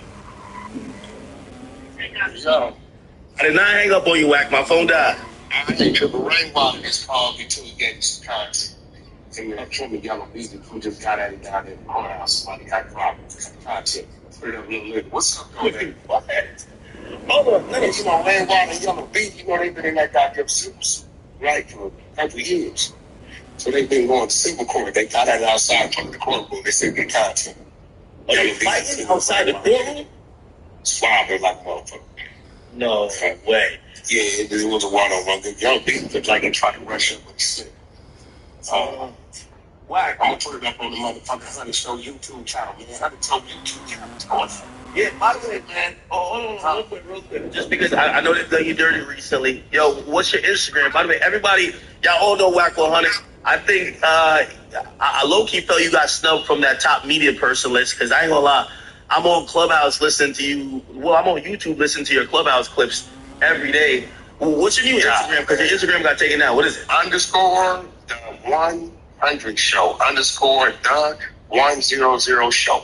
Okay, everybody, please go show my man Wack 100 some love. This is his backup page until his page gets back up. please go show him some love on one of these posts. Or, if a lot of people disagree with what you just said, Wack, y'all get on his Instagram, go get that Wack. He don't give a fuck. He lets y'all get that comments off. He lets y'all get that. Go subscribe to Echo ECCO. If you are sick and tired of going to all time and fucking Tubi and Netflix, and I gotta figure out what to watch. Echo is a new company launched with my man Jeremy Green and motherfucking goddamn Nick Cannon. It combines everything so you can just see everything, and when you hit it, then it'll send you to the network where you gotta watch it. Perfect. You know what I'm saying? All right. Hey, listen, by the way, that's the very least I could do. My man Wack always gives us amazing content. He comes, he always shows with us. Which I don't agree with. Nah, they don't agree with you saying everything was consensual. They feel like, they're not saying everything is non-consensual. And also, let me ask you this question. Because you said, well, why would somebody be 15 years, right? Is it possible, do you believe that it's possible that there could be non-consensual sex at times during maybe what's considered a relationship? Yes, because there's a such thing called marital rape. No is no. I don't give a fuck where you married. There's a such thing called marital rape. Whether you want it, your girlfriend, 20 years, 30 years, or you married, if she says no and you keep going, that's rape. I definitely believe that. Do I believe that was the only physical altercation that we saw in that hotel hallway? No. I don't believe it. I don't believe that. I'll see what you say. It's not. Because it's what we saw. See, things always progress. It's like things regress. You know what I'm saying? If you're alcoholic, you're not going to get something cold for you overnight. You know what I mean? You'll reduce, you get to a point where you're not doing that at all. What we saw was an extreme. You know what I'm saying? So in order to get to that extreme, that means it started someplace. And it started with a shove. It started with a slap. And then it went to a shove and a slap. And then it went to a pin down and a slap. So what we saw on that videotape, that was an extreme. I would hope that was an extreme. I would hope that wouldn't start. Hey, you're making sense there. The only thing I think that beats a lot of the points with Diddy is like he's a scared too many acts of violence where like he was trying to intimidate. So like the Kid Cudi situation, they put it in the indictment. They said we don't have a base here to say it. So he said what he said. I know a lot of industry cats do, and you know this shit. So shit, like the dude getting out to what they do, right? And then they want to chick, and they know this dude, they went on Instagram and like, bitch ass nigga, totally do that, right? And then this shit comes out on Raw. So just got rushed. He will act like on some that shit like that was yeah, see what's up. Okay. See what? Knowing damn well it's probably never gonna come out. We ain't sitting doing what it was really about, right? Yeah. So I think Diddy is really guilty of that, of claiming some shit to try to save face of whatever because dude took his broad or whatever, and it's backfiring on him. Everybody know motherfuckers be at home. That's niggas that ain't about that life. Claim this shit that can happen. It's what makes them look good. Hey, I don't know if you've read this. I got all the paperwork. If you need me to send it to you for the unassigned attention, I got you. But I know you're probably gonna get it yourself. Anyway, Diddy's lawyers put together a bail package. In the bail package, they offer $50 million. They paid off the whole mortgage for the Star Island property. It was $8 million left on the mortgage. They paid it off, and essentially. They offer $50 million home confinement. It appears that the reason why he got taken into custody last night is that his lawyers were communicating with the AUSA office like all along. By the way, did he surrender his passport after the raid to his lawyers, not to the feds, but to his lawyers? His lawyers told the feds all the kids' passports, the girls, and the mom passport is surrendered. Anyway, the reason why it looks like they might have taken him last night, they were telling the feds, Diddy will not be in the same city as his plane. He has no access to it Guess what happens? He's in New York. His plane last night comes to Teterboro. What happens? They take him into custody. I don't know if that's fully the reason, but it looks like if they were communicating with the feds. But who came in? Here goes the thing. Didn't rip that plane out? Yeah, he does. So did somebody come in on it? It could have been a customer. Yeah, well, that's what his lawyers are saying. But who knows? The feds might be like, shit. No, because you know when you get on those planes, you got those tail numbers.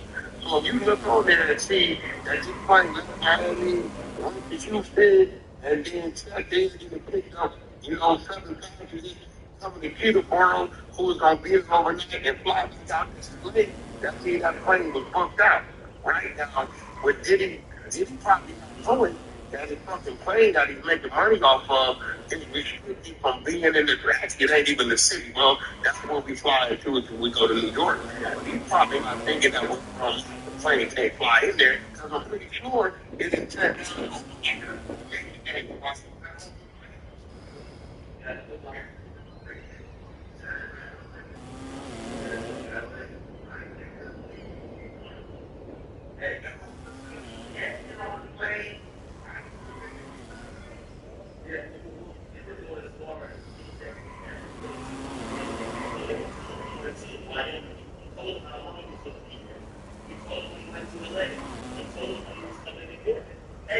If he doesn't get out of the law,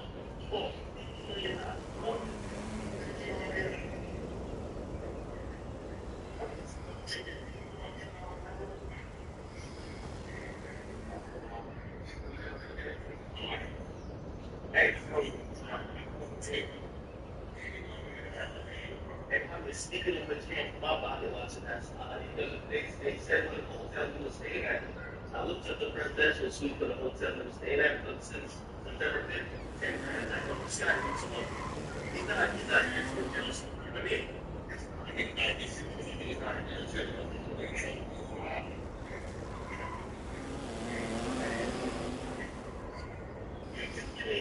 Your expertise of getting at least your own person. They look last night.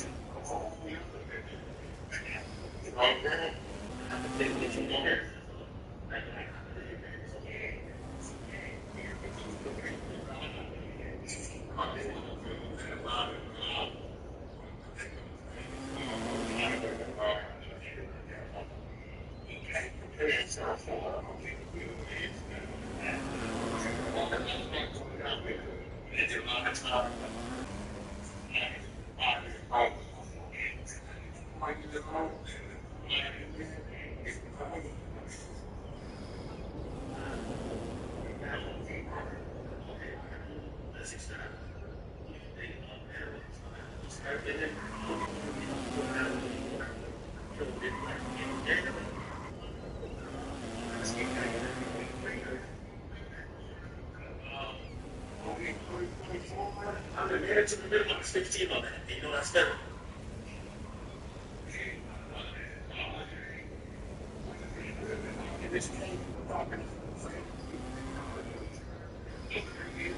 Okay, I hate to even ask it. If he has to stay in Mars for the whole time, maybe it's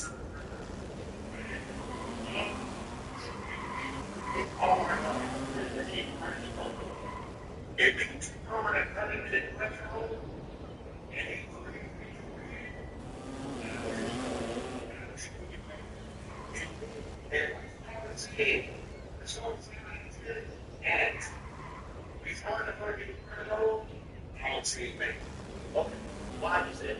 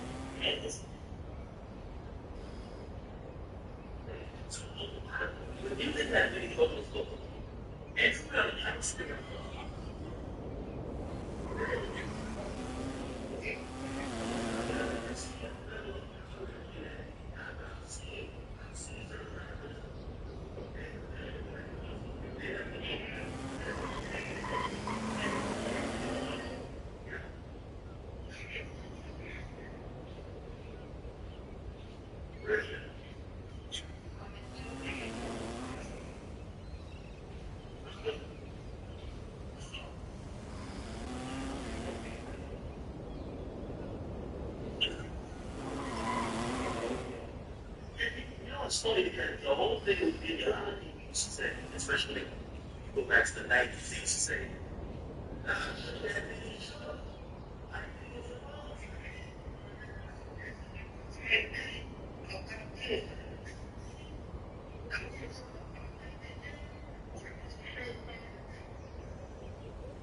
People say the more powerful he's got, the more gangster.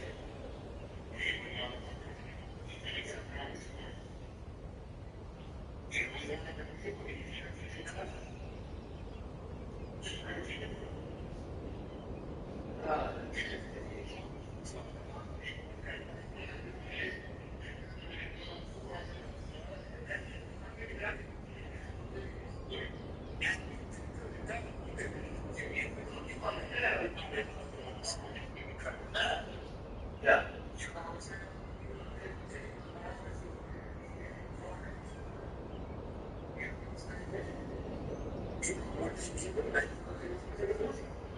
Hey, look, listen, I don't even know if it's possible because I just think that when I see the attorney shot away from her, he said, you don't see the kids, there's only one person charged.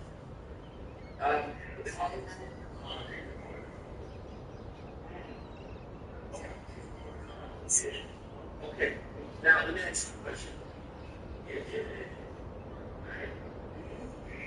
Do you explore the possibility of maybe working with somebody else?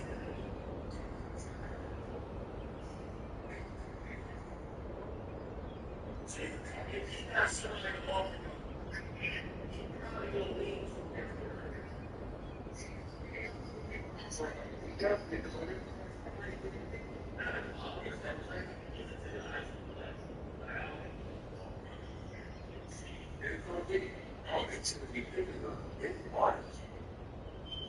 See it going to be part that is out and security guys.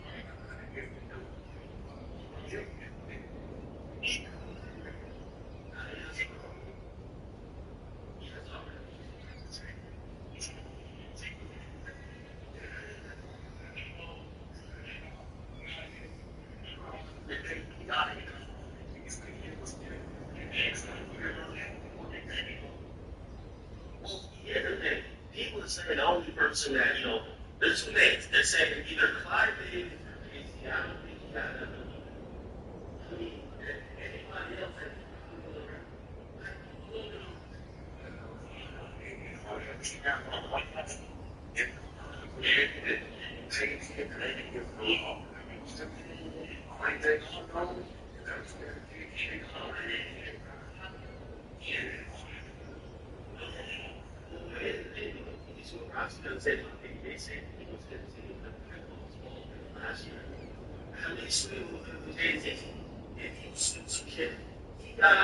they got married and said, yo, I know that bitch.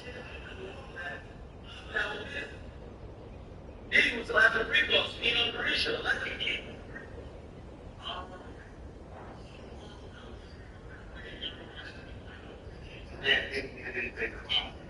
No, she did. Like, again, all of the Rico in an extra freaky behavior in 6-year-old life. Your nervous for sex can't be punched. You know what I mean? Which that leads to, I can that's what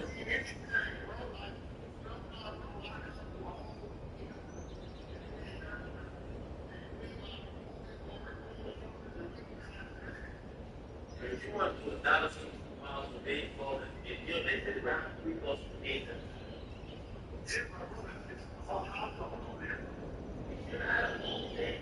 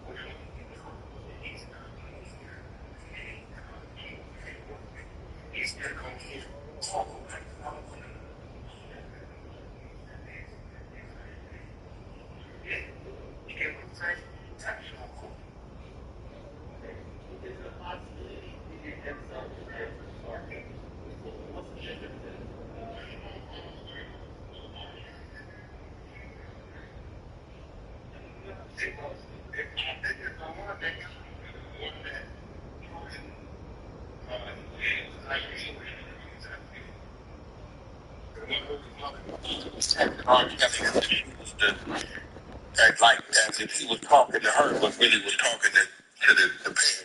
The doctor worked at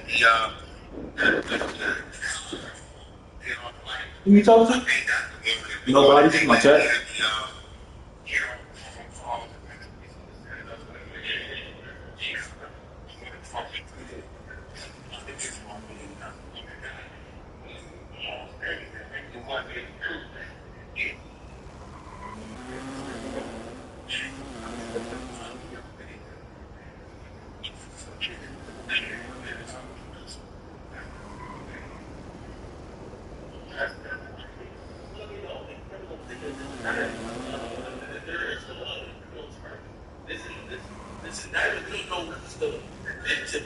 It appears Cassie's one of them. but we don't know if, you know, Lil Rob. And by the way, yeah, but that don't matter in the criminal case, right? Because, yeah, she signed an NDA, but every NDA is going to say the only way you can speak about this is by subpoena to talk about what she did.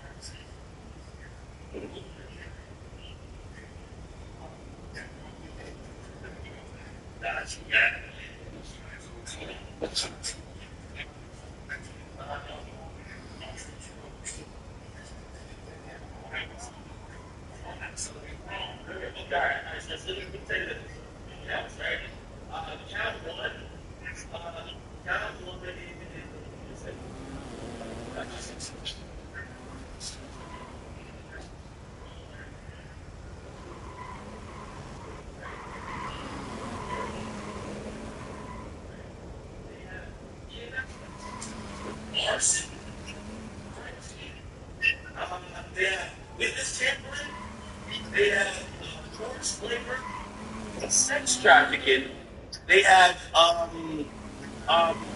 transportation for purposes of prostitution, and they have possession with the intent to distribute narcotics. And then we get to count two. Count two is the sex traffic.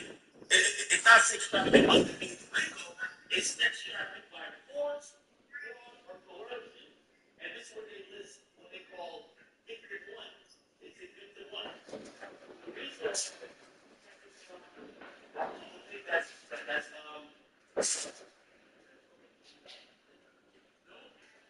it is whole document before 2008. So there was a 17-year-old supposedly in the 90s that got flown from the to a studio in New York. That's not listed at all in the indictment, right?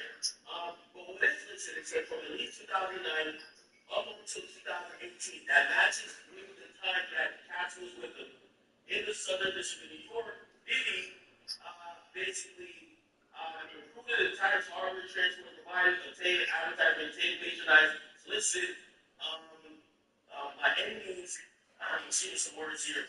A person to cause the person to engage in a commercial sex act, aided and abetted, willfully cause the same to it. And blah, blah, blah, a person that victim one, and attempted to aid and abet, willfully cause victim one to engage in commercial sex acts, in reckless disregard of the fact that victim one was engaging in the sex act as a result of force, fraud, and coercion. So that's the second. So the second count is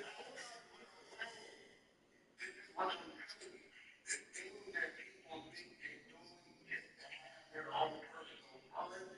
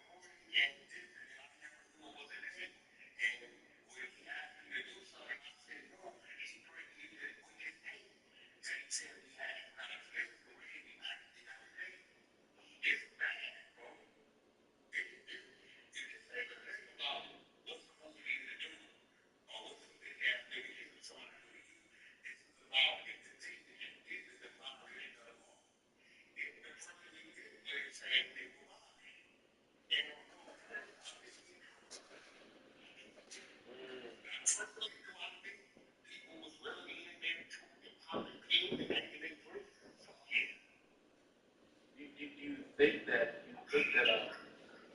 Cassie was ever at a point into this recon idea? You think that maybe she was trying to do it for her, like, oh, I want to do it where she got used for this. I think she had opportunity to call the police to blow the whistle. Yes. Do I think it got a little drink? It was never a drink where anybody said, I don't want to, and he like, fuck that, you that, you gonna get that, bring your ass in.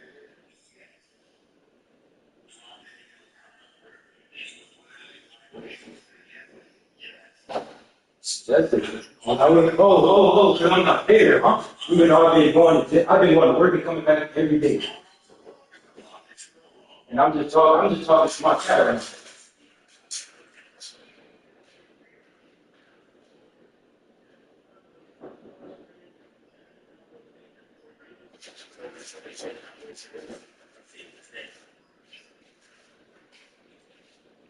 Yes, what do you think Cassie's husband, is probably because obviously they're not together, but it looks like, they're definitely helping us make sure Diddy spends the time together.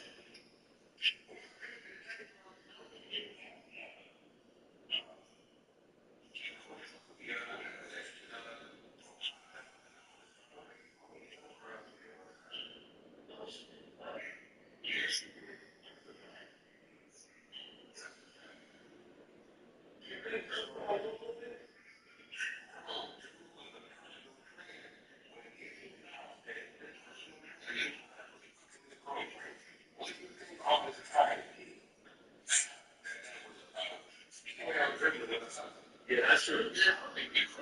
Yeah, that's right.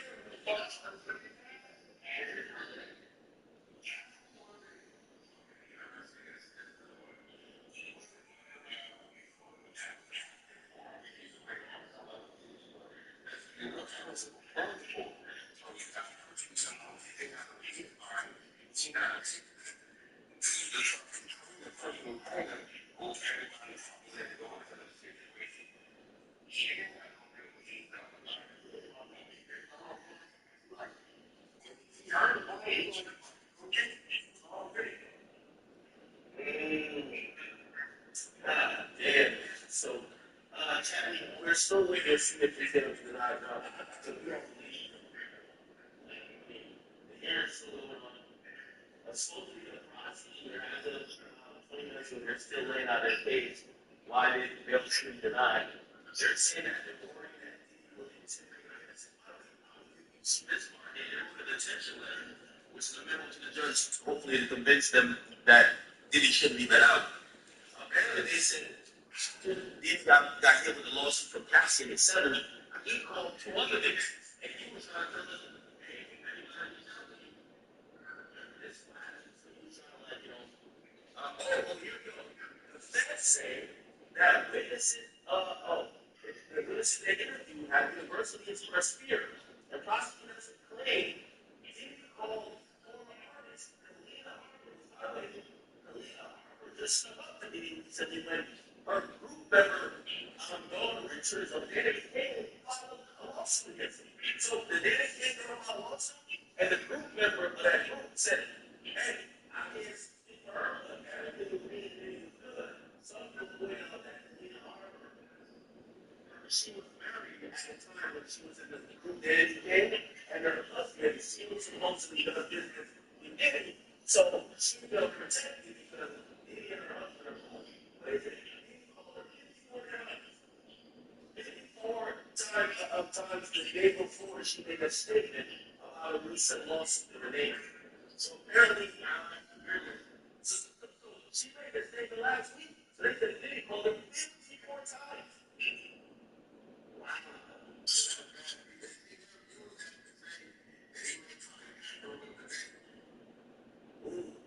Oh shit! Here's more. I was going to say that he got the money that needs to be applied, and the feds say that what appeared to be narcotics was in his hotel room in his New York spot when he was arrested. They said they found a pink powder. What's a pink powder? What's that? And they said that previously tested powder from ecstasy was found in his room as well as other drugs. Why the hell if you think you're gonna get locked up with slap drugs in your room?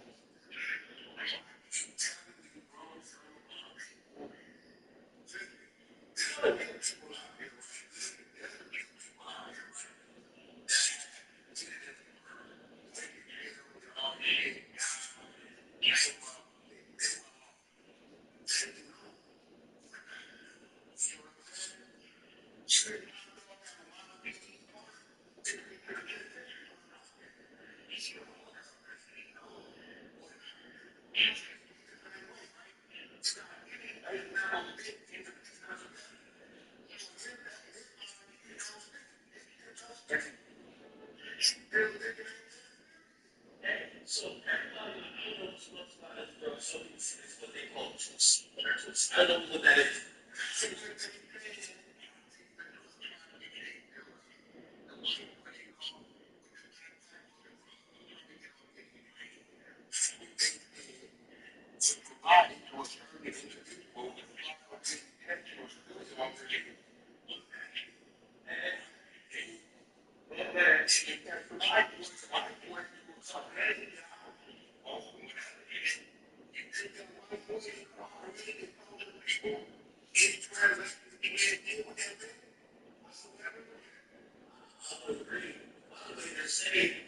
They also tell me that this Tootsie Pit is ecstasy mixed with cocaine, and it has a pink tint to it.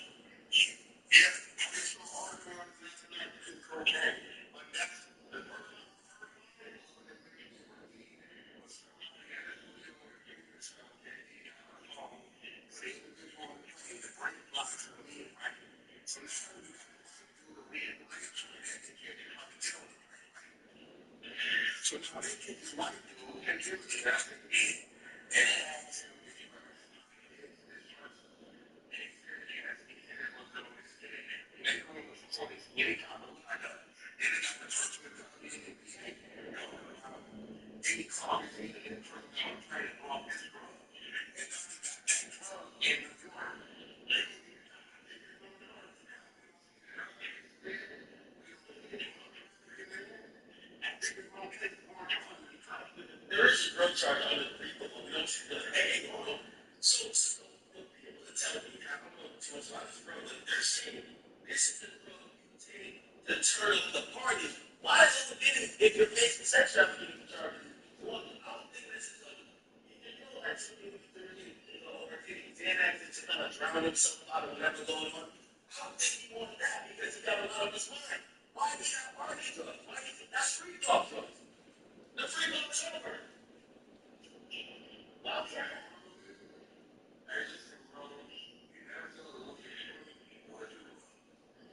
And if you don't get to drugs, it gets more and more and more and more. You think he had one last free dog in the room?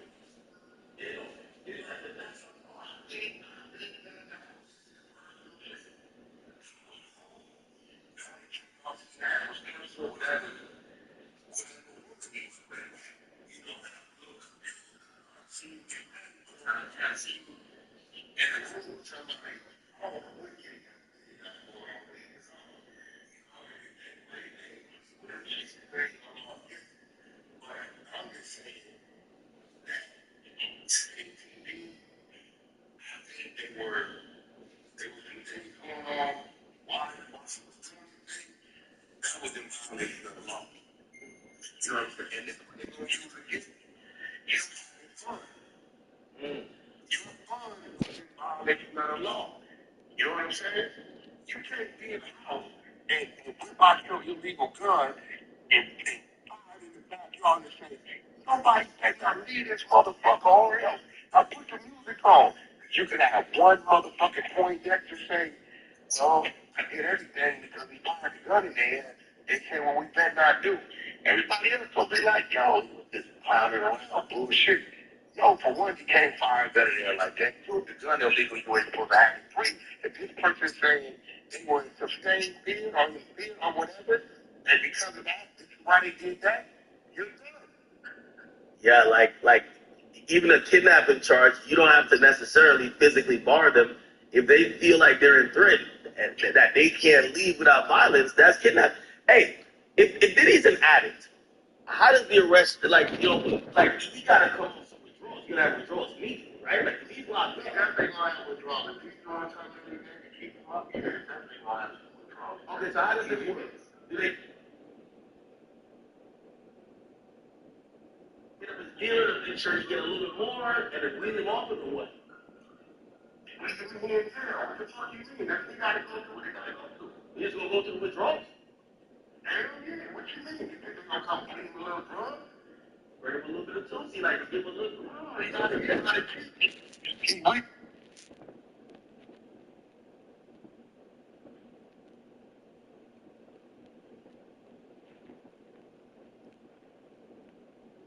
All seen the kid process. You gotta go through a kid process.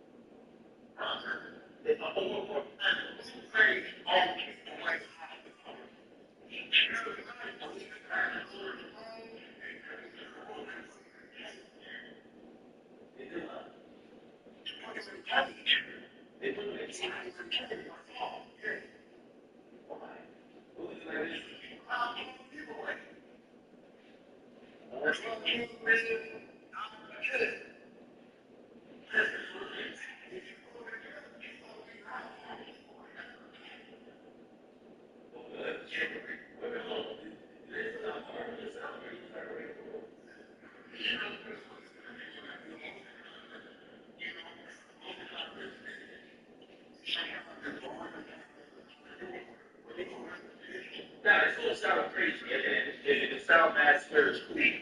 But do you think the level of privilege and that you think that he's ordering meals in there, or he's eating the same thing as a regular person? You think he's getting a little extra honey bun, you got little gourmet meals, my news used to find it out pretty good. I don't know if you down for it.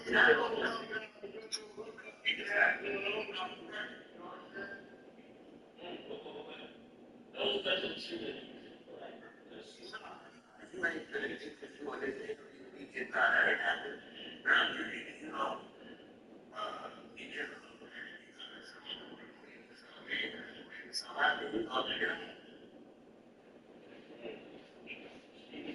Right. This is, I just believe that people have to go to this world. Come on, bro. Come the hell on. Even if it's on the drugs, you gotta have it in your assistant's room down the hall, your homie's room. You can't have it. This just seems like almost thinking you're above the process.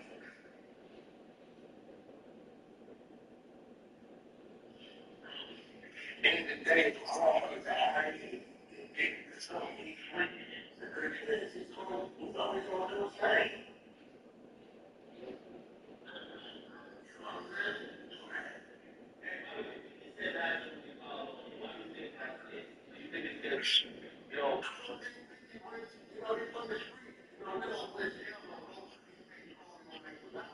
Definitely free. Free, definitely. I remember it was on seriously radio time. They're free with your kids, and then you'll be yourself.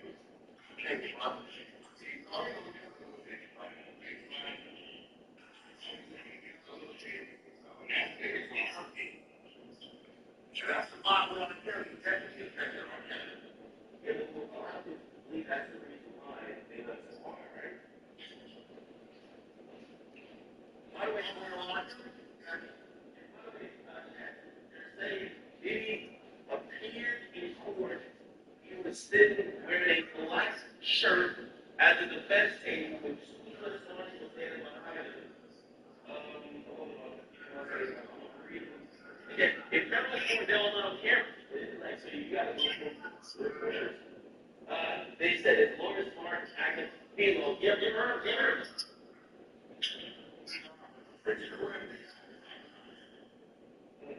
Okay. Apparently the judge says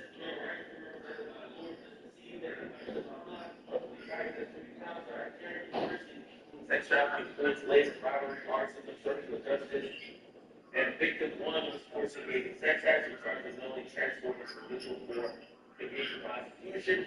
You have a copy of the indictment.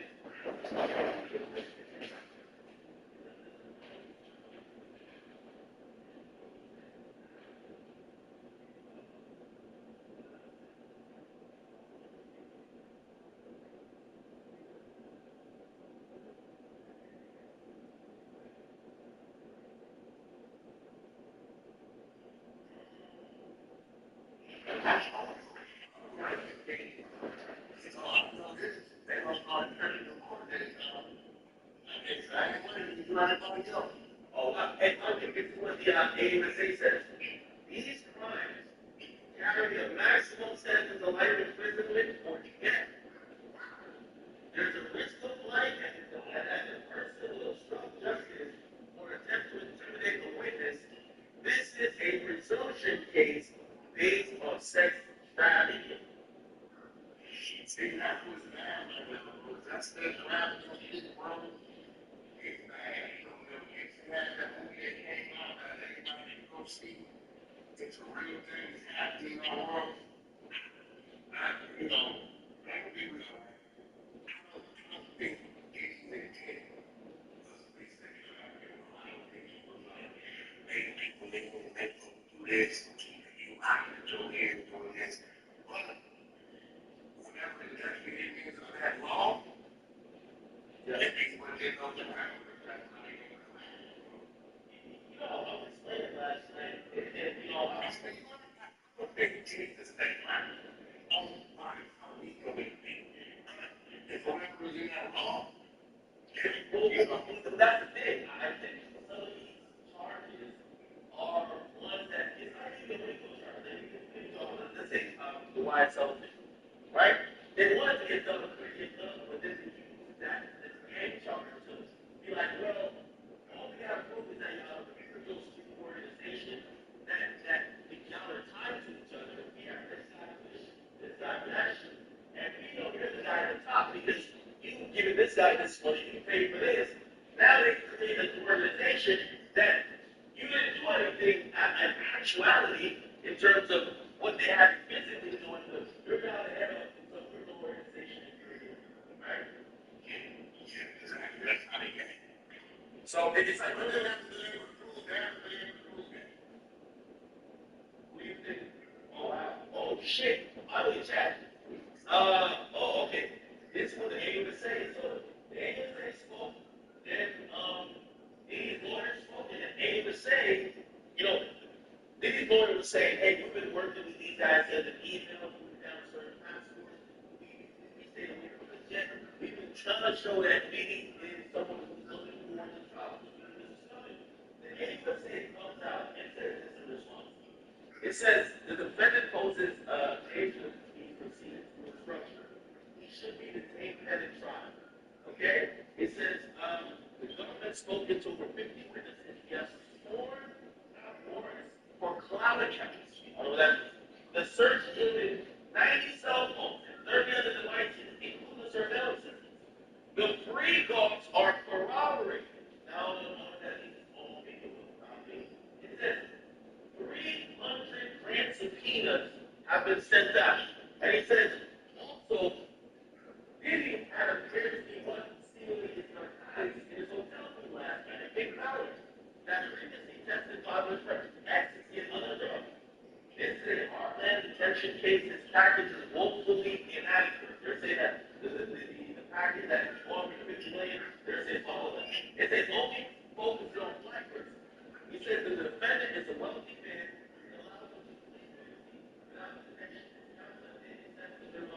It's black risk to set him up for arguments we made today, but their incentives were entirely different. He moved to New York from Mexico to compare R. Kelly was the same, Jeffrey Epstein was the same, on conduct going much farther back in time. Keith Raniere, the Taylor Law for Pounds, even though the bonds was created by others. It's an incentive to plead case when he's arrested last night. Wow.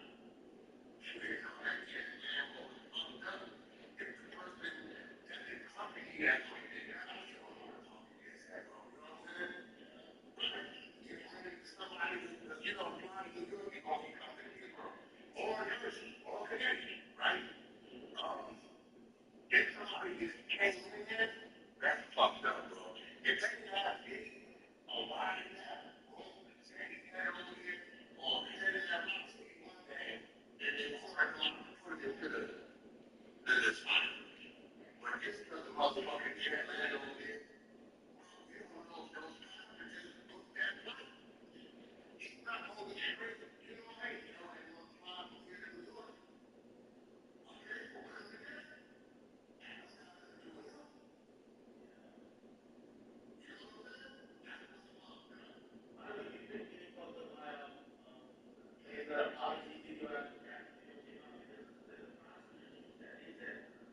fast forward to the video outside of the gas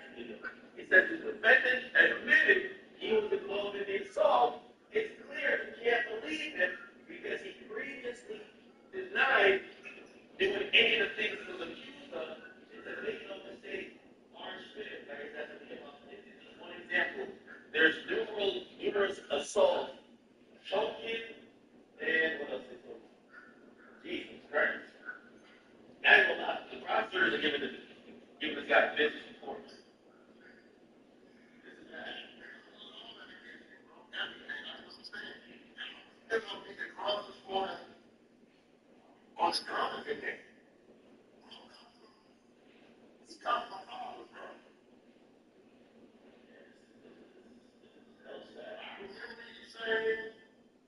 You know what? All the money Diddy got, all that, bro. That shit don't mean nothing. Not dealing with the kid. You're right. You're right. I mean, I'm gonna be honest with you.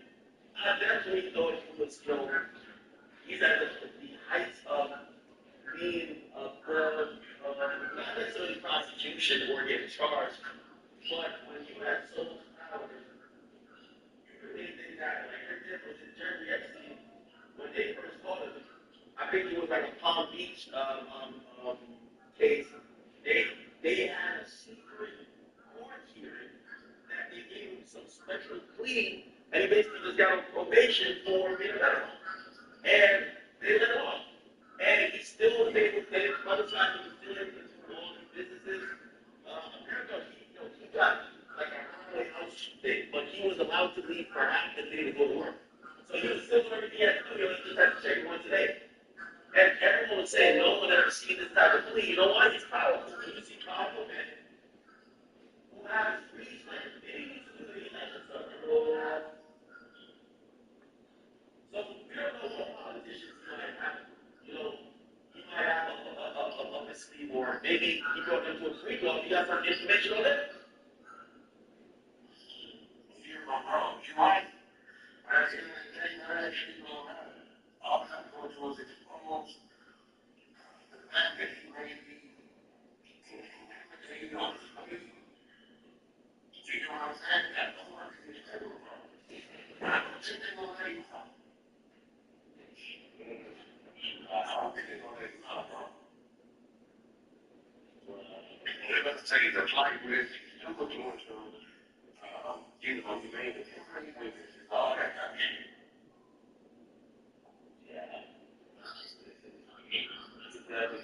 Do you think this is going to change how everybody else moves?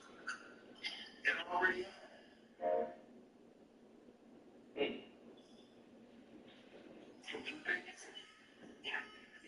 why am I not? You can't do that alone.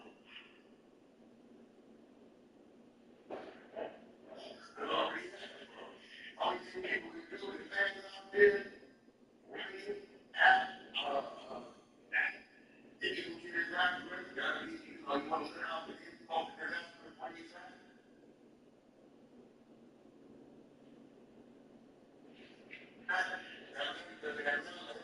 Getting something to do, something to read, something to think about. You know what I'm saying?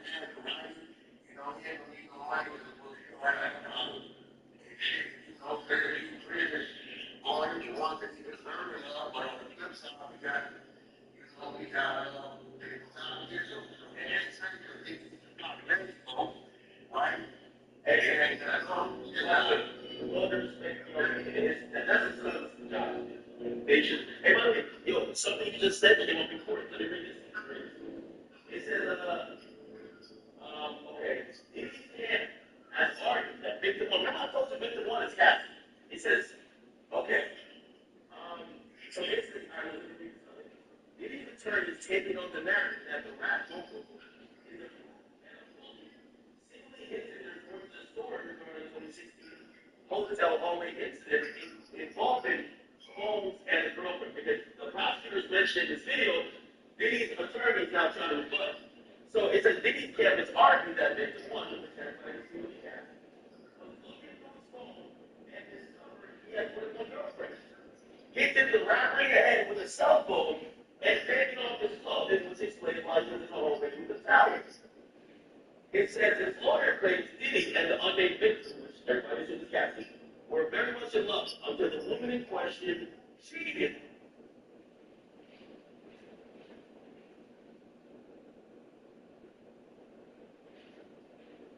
For years, with the trainer The analysts are provided for us. Now there's some guys programs for complicated this way.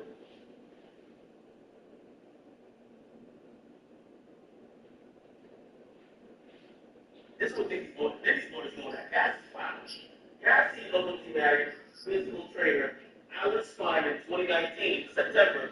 They shared 2 children together. Diddy's lawyer claims Klein is not a perfect person. No. Found himself in toxic relationships, but claimed they were mutual. However, early in court, it was suggested that Diddy was a large checks and checks. For 10 years, it's unclear who received the payment for what reason. But even that is assumed.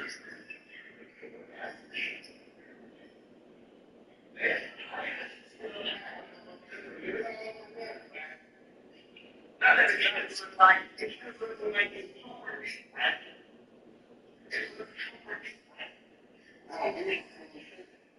it's happening at the 25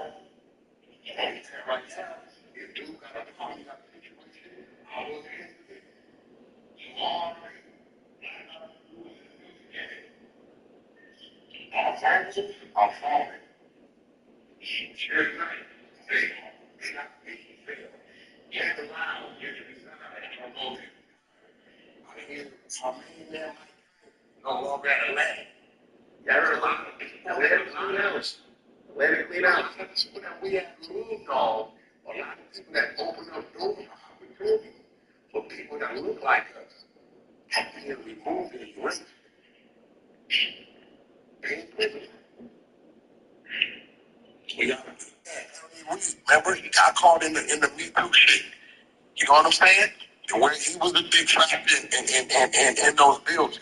There's a lot of people, bro, over the last decade that get removed, erased, and that's less people act that you know. You know, that's why you so important. I'm so important. You know what I'm saying?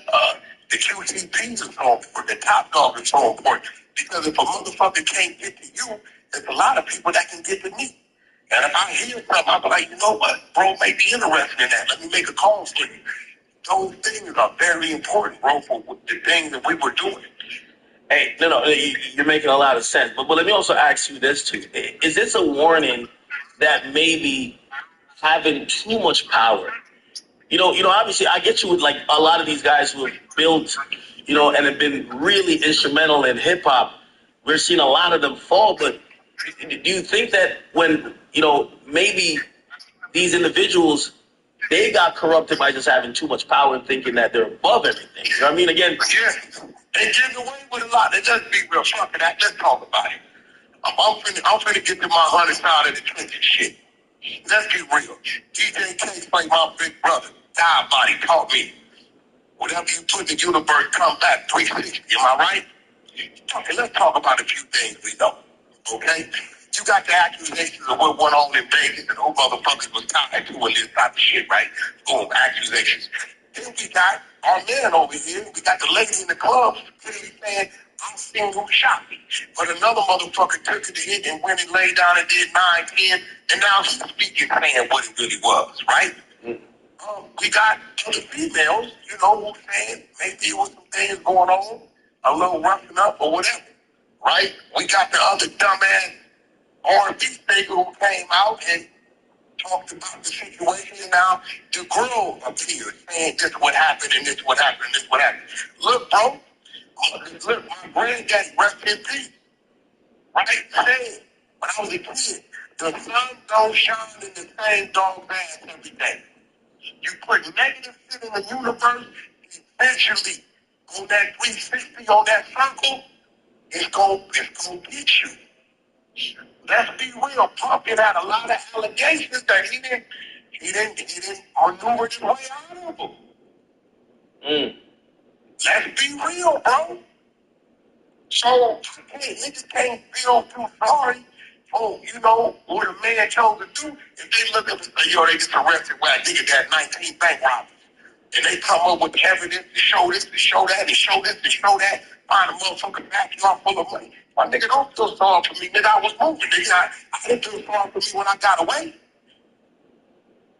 It's real shit. We can't turn this shit into some woe is me punk. Yeah, some of us fuck with punk. We appreciate what he did for the culture, for the music and all that shit. But it's also victims on the other side. It's victims who have mothers, who have brothers, who have children, and things of that nature who probably right now might be fucked up for the rest of their life to where now they significant other got to deal with them having dreams and screaming and not wanting to be touched a certain way because of whatever they went through. We have to include them as well.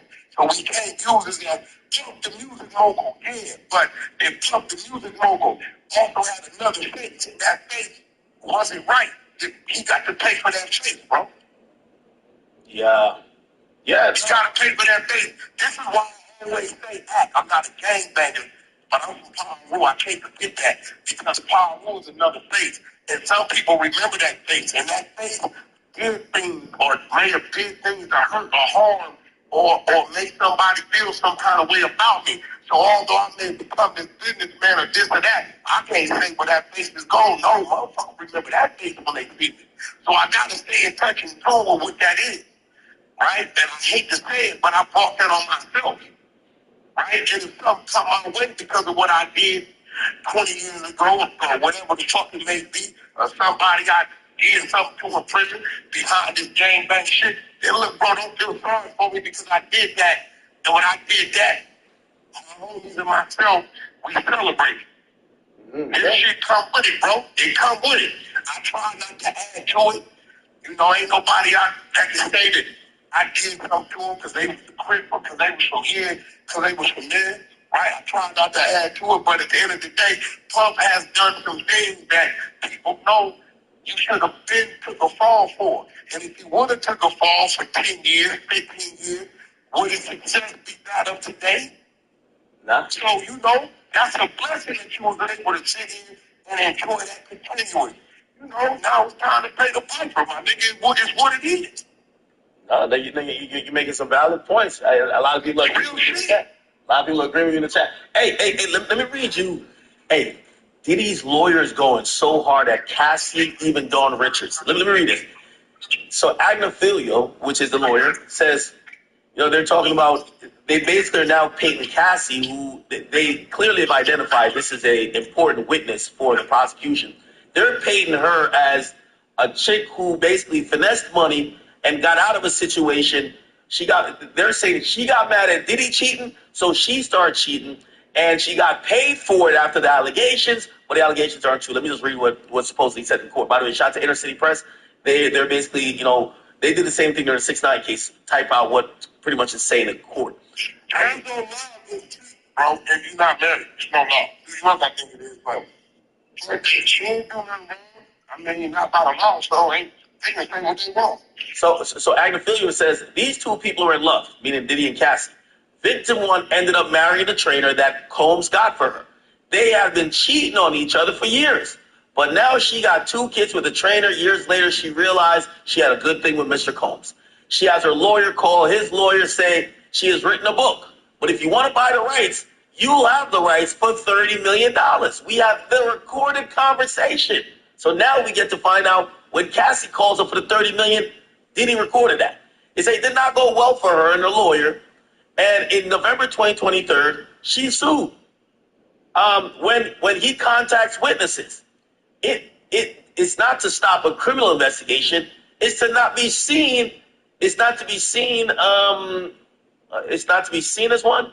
Why is it depicted as a one-sided thing? There's 30 million reasons, $1 a piece. She said, I'm going to write a book. You can buy the rights. This Dawn Richards lawsuit and Miss Harper from the same band. The lawsuit says he did a couple inappropriate things. Miss Harper said, that wasn't my experience. That's not intimidation. is divergent recollections. There's nothing wrong with that. He says, I'm not even sure Dawn Richards is a witness in this case. My client hasn't done a darn thing wrong. We've interviewed at least 6 of these males. We ask, did it seem consensual? Now, that's assumed like the gigolos who were like fucking Cassie or whatever. Did it seem like the sex was consensual? Was anyone too drunk or too high? They all said no.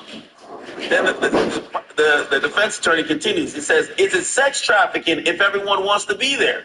No. We don't want the federal government in our bedroom. The kidnapping, we spoke to the victim. She did not use that word to us.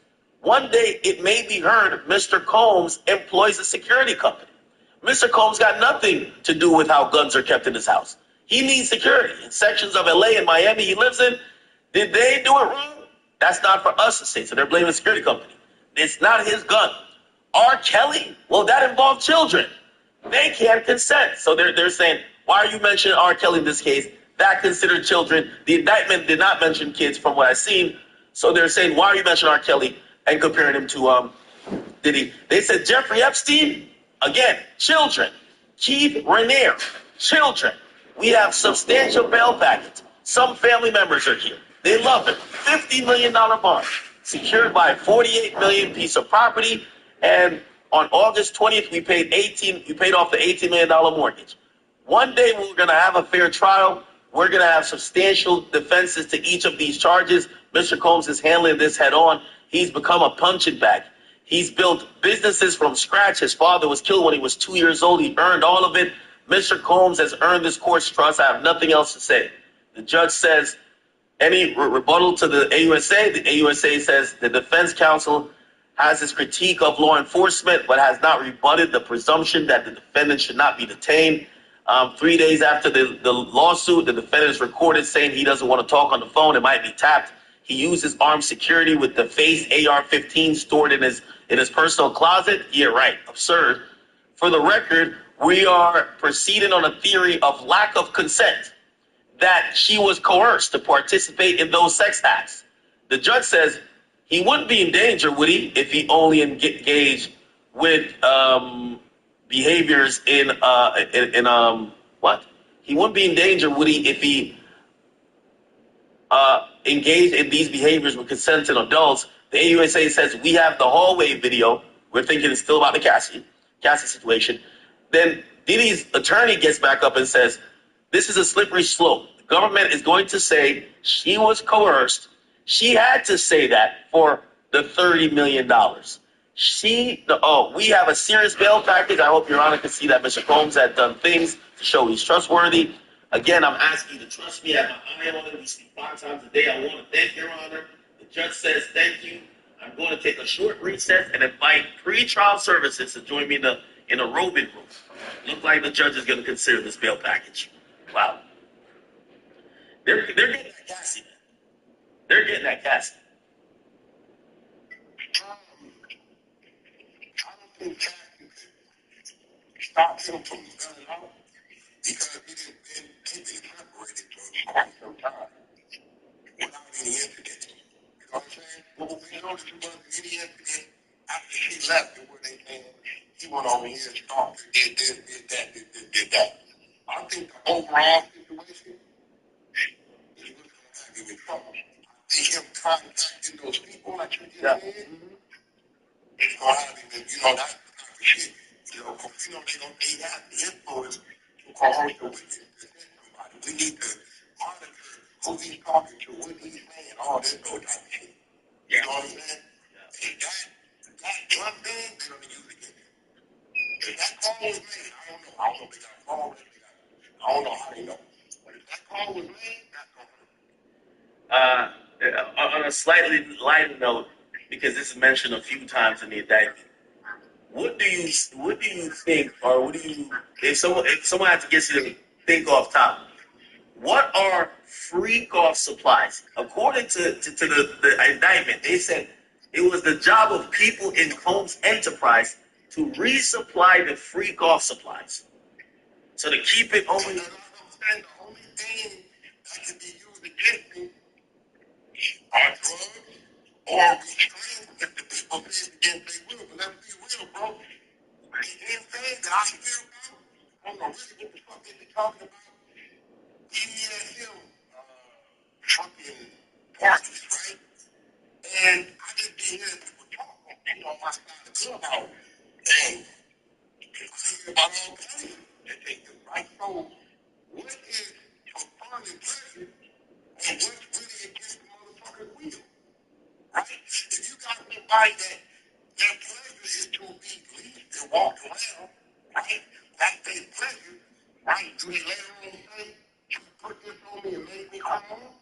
Well, well, that's the biggest thing about, obviously sex crimes is that, obviously, consent is the important thing, right? And you're hoping somebody's clear of mind this and third was to give consent, but you brought up a point earlier. Yeah, well, that's what I'm saying, because even if there's no drugs involved, no alcohol, whatever, and they give consent, you do something, then their boyfriend find out, yo, you fucked so-and-so at the Fountain Blue after they brought you backstage? Yeah, I've seen women who then, while get caught cheating and trying to explain it to their partner, they say, well, I really wasn't with it. I'm not a whore. That's what I'm saying. The secret is you got to have that 11 in 1, bro. What's that? 11 in 1.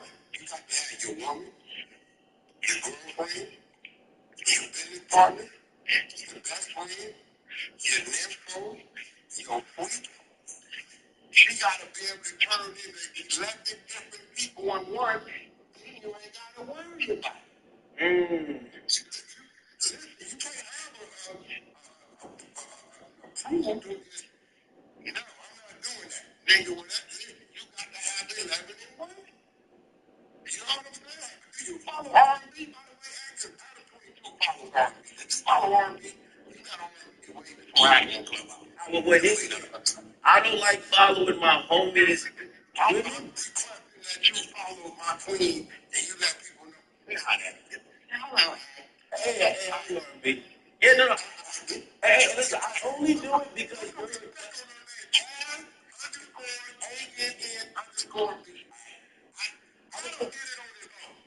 No, hold on. You see, out of a time, I ain't gonna lie. We black, so it's like, I talk to a lot of these rappers, and they all be getting into it over females. I like to stay away. I try to have respect, but I try to stay away. Right? Do you not have academic number in your phone? I do. Yeah. All my close friends, my woman has their contact. In the time of need, I may have time to say, What's her Instagram? What's her Instagram? R_ANN_B. Okay. Oh, you get emails and podcasts from her all the time. Okay, but here's the thing. Yo, Wack. I never want you to look on your woman's page and be like, why academics comment? Is you trying to be funny? Let me tell you something. This real shit. If a motherfucker does not acknowledge and admire my woman, then I'm gonna call you gay. Because even the gay niggas acknowledge and admire my woman. At the end of the day, she put up a picture of my nigga that's sexy and she's elegant. She ain't gonna never do too much because she's my queen. I expect my comrades to like and acknowledge. Or if she put up a quote or she's just doing some talking because she does like coaching, I expect you to acknowledge it's a good look for her. You know, it be my building, her building. You know how it goes. Yeah, but Wack, again, clearly you're not like that, and I get the picture now. But you know how a lot of people in the industry are. Hey. Anybody that's like that is because their woman is like that. That's going with your woman. So why you got a woman that's like that? Like at the end of the day, I expect my comrades to support me, support her, support me. If I like it, just a picture of her, right, or whatever, support her. If I like it, I expect my comrades. You're the little guy that works, I ain't gonna call you little guy, but the guy that's always in there. Yes. Yeah. You got my ass, so what? You don't follow your shit. You know how to respect to you, right? No, you're right. Hey, listen. That's what I'm saying. And unfortunately, fortunately, my queen is, she's an author. She wrote 7 books.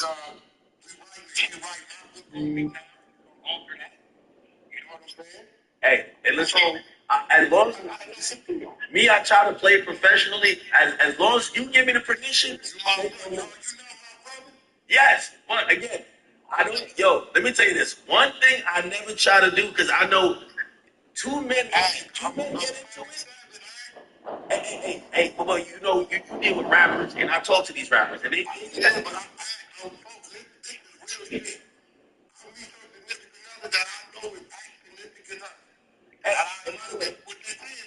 Hey, I met him in the or I'm going in the club. Yeah. I'm going to go over there and say, man, you okay? You straight? Okay, look, we over there in that area. You need me, I'm over there. You know what your woman gonna do when she get home? Yeah, I ran in the way. Oh, yeah, he came and asked me was I good and told me I was over there if I needed me. And when I come outside, bro, he got a flat tire. I'm gonna say, yo, that's your car? Listen, don't worry about it. I got AAA. Take my car and you get up out of here. I'll get this to you. Bro, I send my love. That's what brothers do, bro. We don't like each other. Hey, you see, you're a little bit older. Listen, I linked with a rapper recently, and he just told me these are people he collabed. Like he said, one guy who they make great music together. He said, me and that guy might never work together again. I said, why? He said they have issues over. Yo, did you try to talk to my woman? And I don't know what the truth is there, but I said, damn, I realized two men, they will fight and be able to get over it. But if there's any type of a woman, you know, whether it's or not, right? My woman respects herself, so she respects me, and I still act as a brother. He respects himself, and I know he respects me. I don't know what the niggas be on. I only got a certain amount of people I call my friends, right? And my comrades. But not for nothing, you all academic. My woman does have a voice. She's the queen of the earth. She helped me build that clubhouse shit. She can help me with a lot of shit that I'm doing. She's the author of 7 books out, right? What's the name of the book, man? Built This Thing by Rashida Bradford, right? They out. They on Amazon, right? I'm building her and she's building me. I'm investing in her and she invested in me. By all means, I expect 100% of your support. I do not look at the life and path as if what the fuck act like nigga. I look at that as, bro, baby, Adam did it. He went over there, followed on his own. I didn't know. Yeah, but look up on the he put it up. I said, oh shit. You know, then when I got to the no jumper, he's like, yo, man, your girl, she did some shit that I made me feel like I don't know where I'm at with my wife, but the way she talk about you, my wife ain't talking about me. She pulled her whole fucking shit, played a whole video. I ain't asking to do this, but he said, I just been paying attention to how she represents you, and I felt like it was respectful, so he put some light on it. I expect all my comrades who have some type of voice to put some light on it. I'm sorry to talk about R&B in the middle of the public shit. But you know what I'm saying? I was just pretty much saying that my woman does everything in one. She does the free call with me. Hey, by the way, I'm happy you are so. Ever since you've been with this woman, I've heard you speak nothing but glowingly about her. She made you very happy. I'm very happy for that. You know, that's right. I don't know, like anything. I got a request. You know, I'm not on the backyard.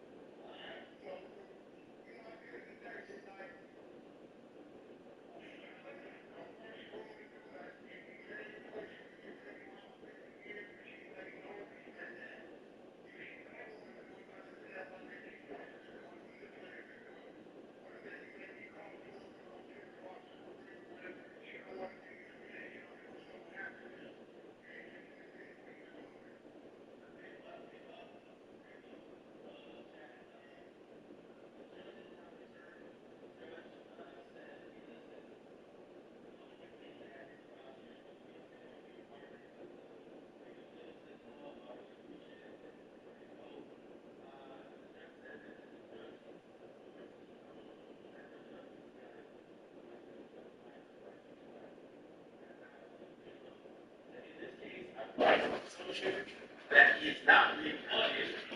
So,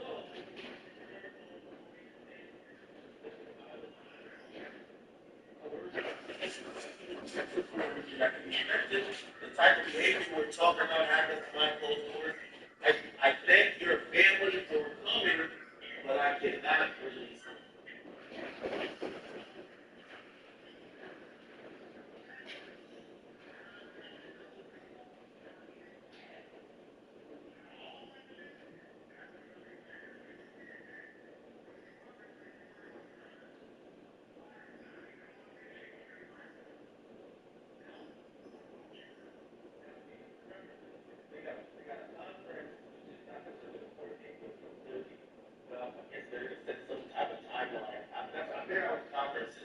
Because obviously they got to set a timeline for when the defense is available, prosecutors are available, when they can do that shaken discovery, have a formal, I guess this is a formal arraignment, I don't know if it's a formal arraignment, but you definitely enter a plea. They will schedule out the trial, then the judge will approve the dates and stuff like that, so they're gonna go back to that. Which means he's gonna sit in jail for at least a week. Don't know what's going on. It's going to that motherfucker for 2-3 years. They can go be jail for so long. Well, I mean, hold on. I mean, how much is that on this bail out? Well, you know, they're trying to bail with bail out, right? Like, No. You gotta go to the judge. That's the thing.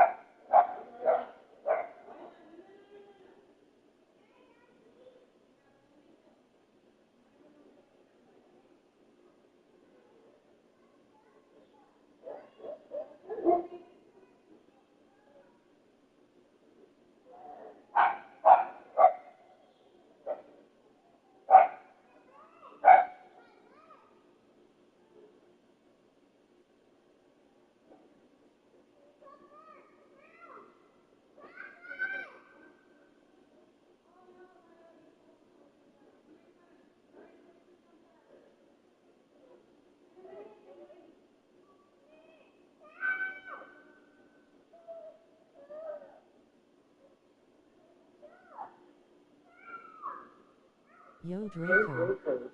Let's see the build.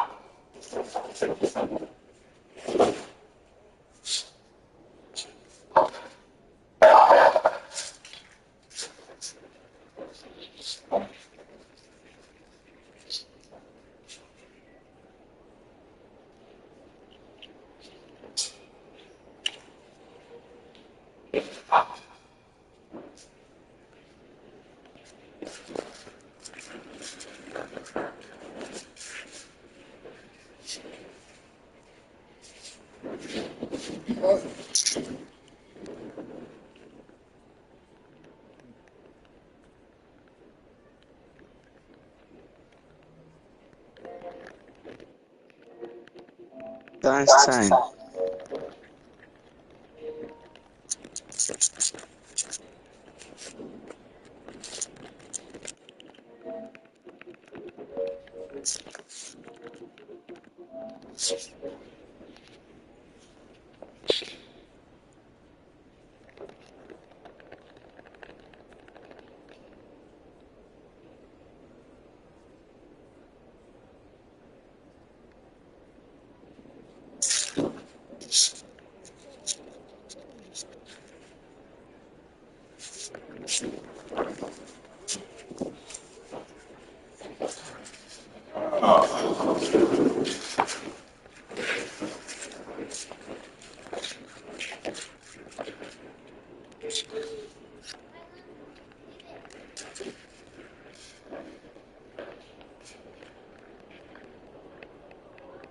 Oh, y'all, wait. The fuck? I just get kicked out, bro. Oh my god. Oh my god, dude. What the fuck? The hell is happening?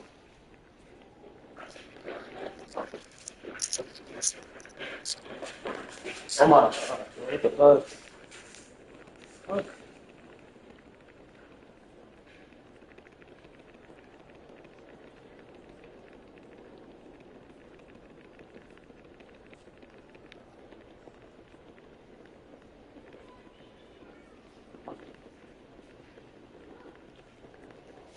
Belt ass? Come on. Put that belt ass. Put that belt ass real quick. Put that belt. Put that belt ass real quick. Nigga trigger. And you know what the fuck I am? Nigga, I'll put belt ass right now. Hold up. Hold up. Jordan motherfucking Sheriff. I ain't who the fuck I am. Hold up. I ain't. You know what? Bro, I take this shit way too serious, bro. Look at this shit, bro. Take this shit way too serious now. Hold up. I'm locked in.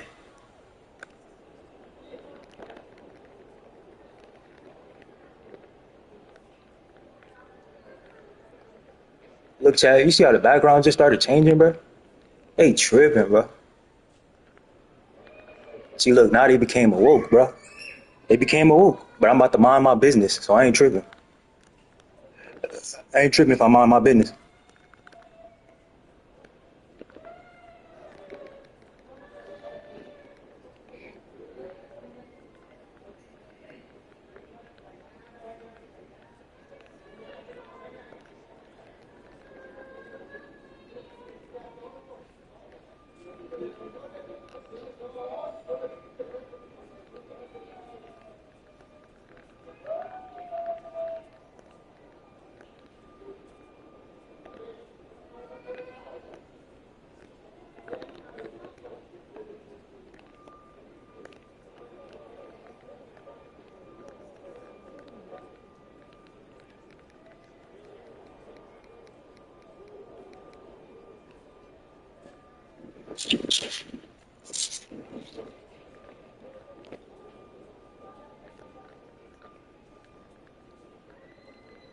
I'm a grown ass man, boy.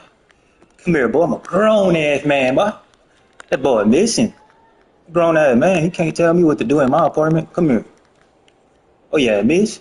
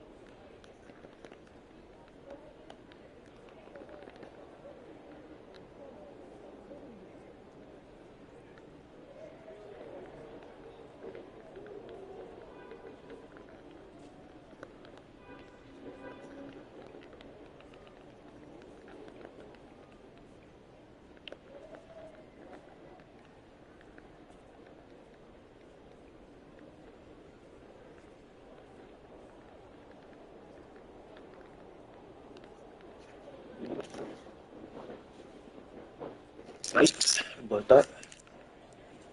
Shut the boy up.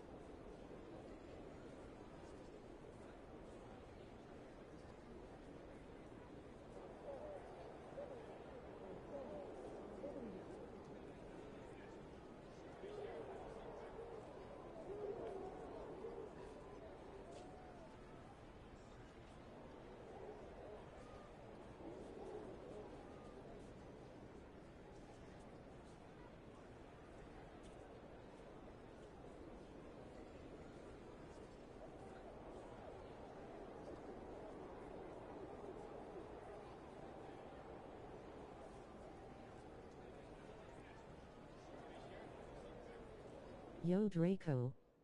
Let's see the build.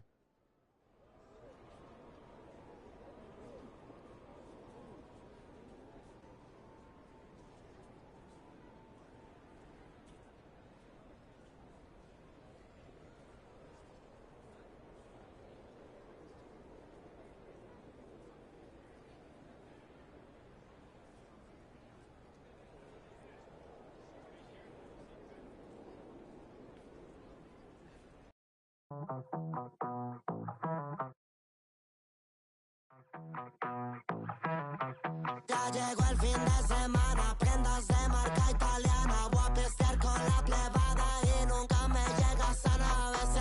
A veces, pero siempre.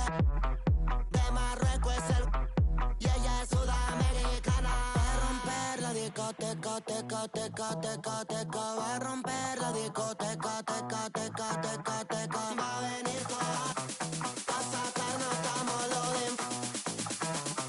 Va a romper la discoteca, teca, teca, teca, teca. Va a romper la discoteca, teca, teca, teca, teca. Va a romper la disco, la. Va a romper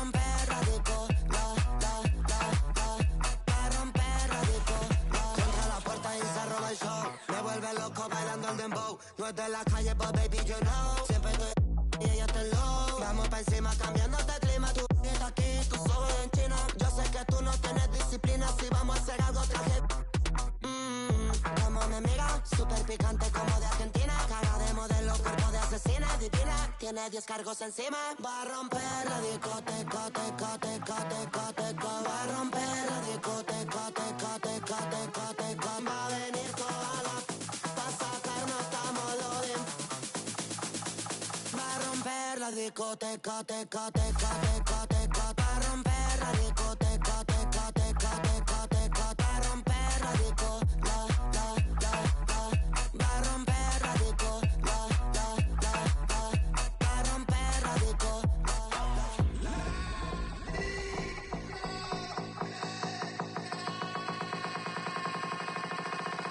DJ Snake.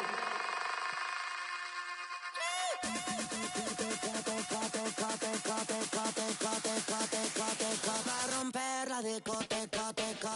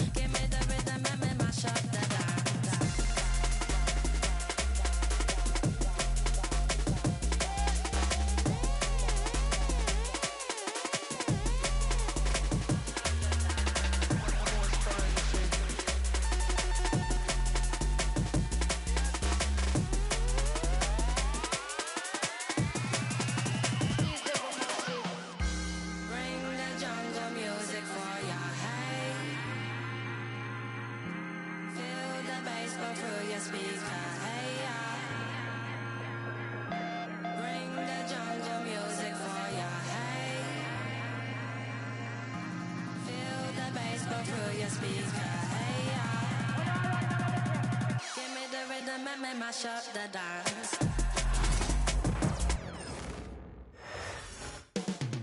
Descending on Miami, Florida, the destination for the Pacers. A power wing with the ambition to deliver on his vast potential. Benedict Mathurin, raring to go as they get ready for tip-off in South Florida. Pacers, Heat, up next on 2K Sports.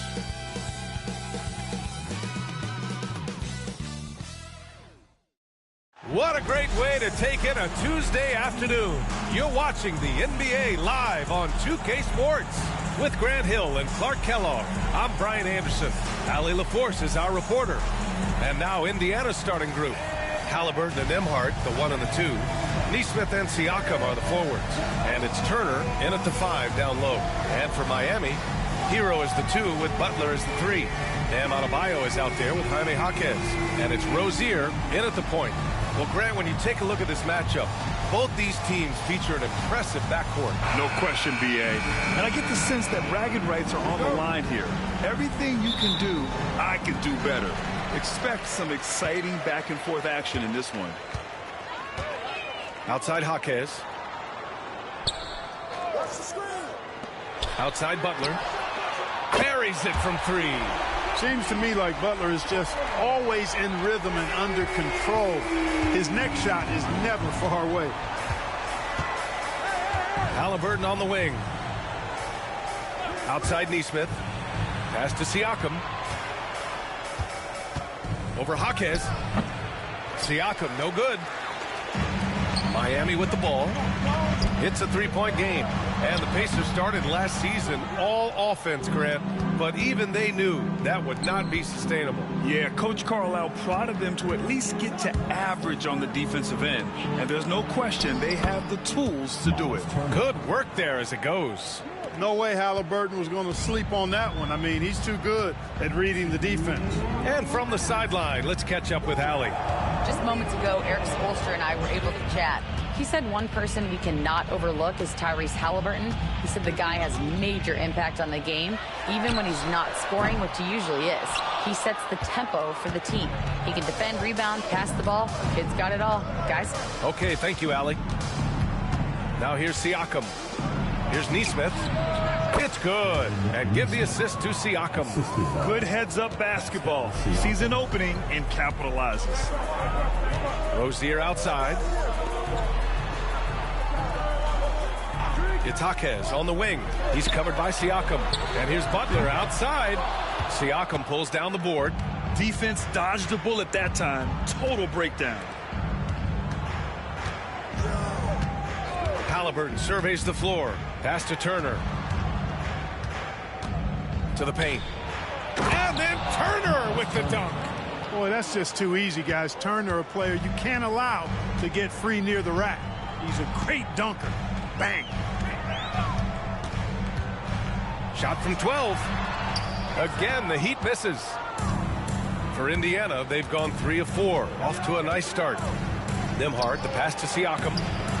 Nope, another miss. 0 for 2 to start the game. If they play this right, they can go 2 for 1. Yeah, they really have to work the clock right now. Count it. Keep somebody on Butler. If you lose track of him, he'll nail shots like that. Now here's Siakam. Halliburton right side. Butler with a steal. Fast break. Here come the Heat. And here they go. And it's thrown down hard with both hands. Good fast-paced play there. It's much easier to find a shot when you beat the defense back. Down low. And then Turner with the dunk.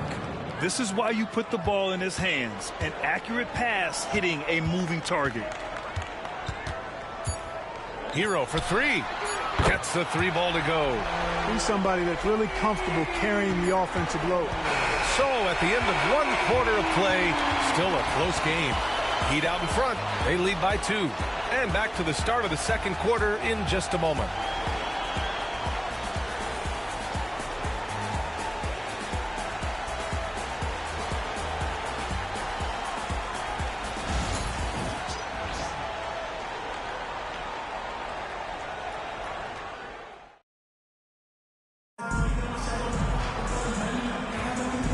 Close game underway so far. We'll see if either of these teams can jump out ahead in this second quarter. And guys, what's your take on Miami so far? Well, they've used the fast break well to score easy points and keep the defense unsettled. And, you know, for them guys, it's all about tempo. Keep the pressure on and do so as much as possible. On the court for the Pacers, second quarter underway. We've got Obi Toppin. T.J. McConnell is out there with Halliburton. Then there's Isaiah Jackson, and it's Mathurin in at the small forward position. And Grant, the Heat, last season retiring Udonis Haslam's number 40. Yeah, he played his entire 2-decade career in his hometown of Miami. And for all of his contributions on the court, what he meant to this organization off the floor was just as important. Here's Love. The Pacers making their last shot. Robinson for 3. Knocks down the long J. you know, Love is, as we've seen, a solid passer for a big man. Great at breaking down the defense and firing the pass to an open teammate. Now here's Halliburton. McConnell with a screen on Robinson. Outside Mathurin. Puts up a three. Down it goes. And a great assist by Halliburton. Halliburton's got 4 assists in the game. This is just fun. These teams are trading threes back and forth. Nothing like answering back. One team gets 3, you fire 3 of your own. Boom. And Eric Spoelstra decides to call timeout. I think right now he must be looking at some adjustments.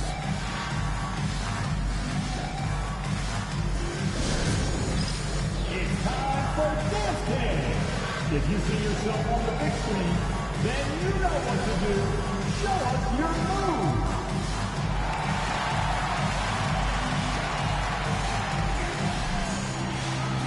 Let's see it.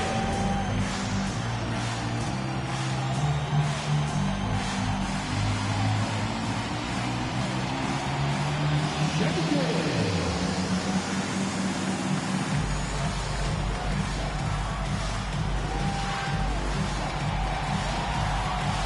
Next dancer.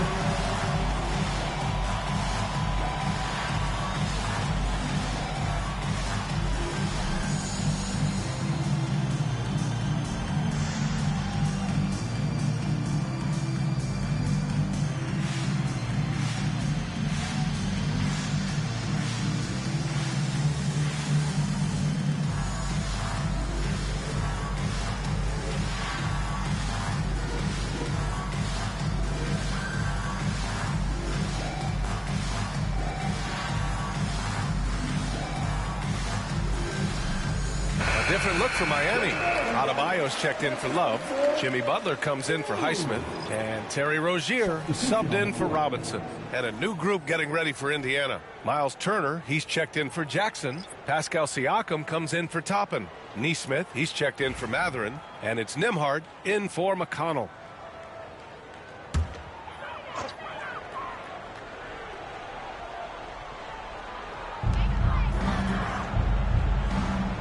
Here's Jovic, still without a bucket. And here's Butler outside.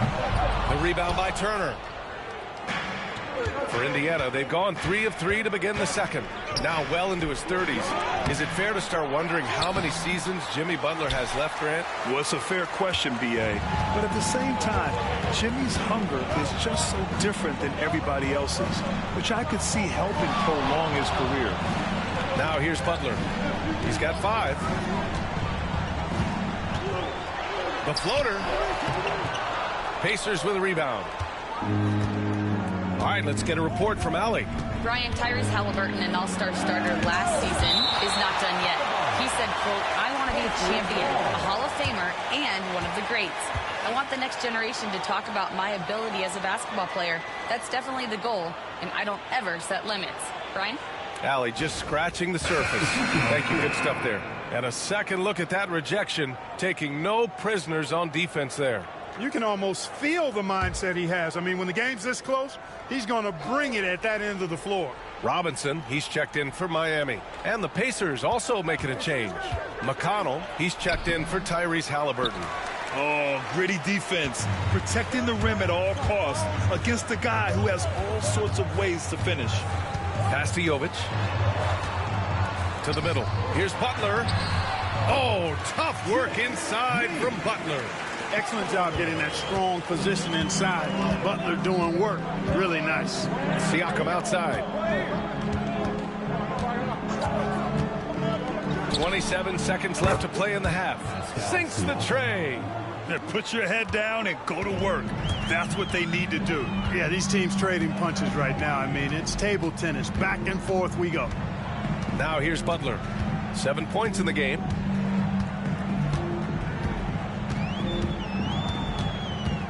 Six to shoot. And from 16 feet away, he cans it. Butler's got 4 points this quarter. With the utmost belief in his game, he's able to beat opponents in a number of ways. Siakam. Oh, and he hits it at the buzzer. makes his selection just in time. Well done. What was really impressive there, though, guys, was that he could have rushed it and panicked, and yet he kept his cool and splashed it. And we're through the first half of play here in what's been a good one. Indiana ahead, up 3. All right, now let's check in with Allie LaForce. Allie, what do you have?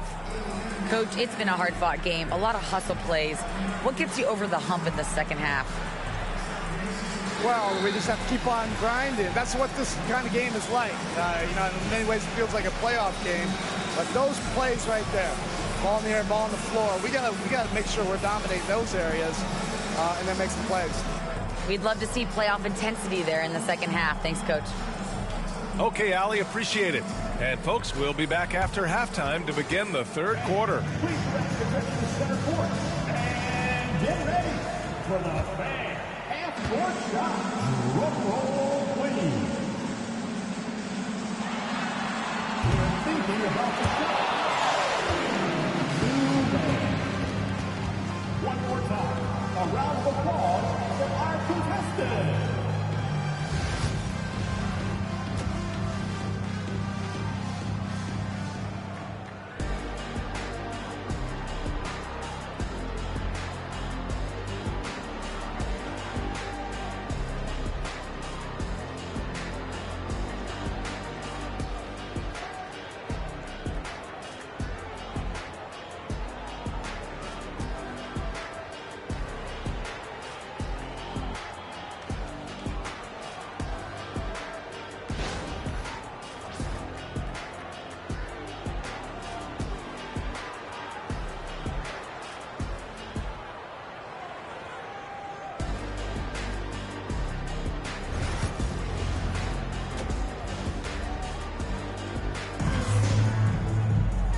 And in that first half, we saw a pretty tight battle.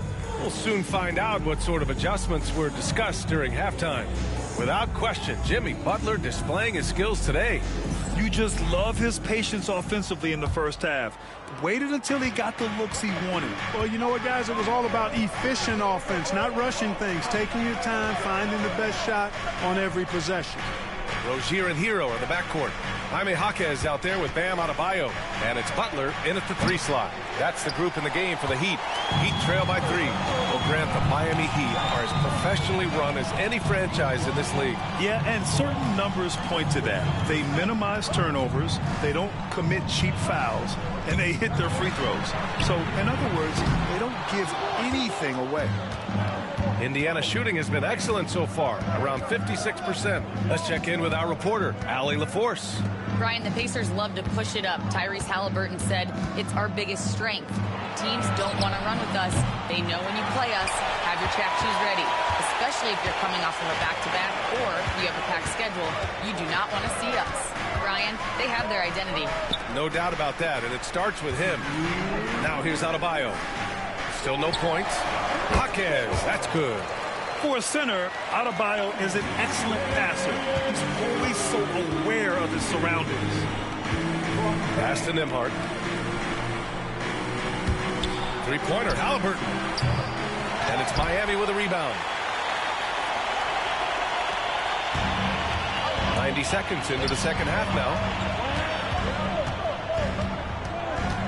Right side, Butler. Back to Rozier. Adebayo, a screen on Halliburton for the lead. The rebound by Turner. Hey, sometimes the best looks don't equate to points. Siakam outside. Halliburton against Rozier. And a foul called on the way up. So he'll take 2 from the free throw line. And Clark, a big part of Tyrese Halliburton's effectiveness, he is tall for a point guard. Yeah, and you see that across the league, Brian. More and more teams making sure they get size on the perimeter. I mean, they're looking for length in the backcourt, and if you can find it in your point guard, that's even better. And Tyrese Halliburton, a poster guard for long, elite-level point guards.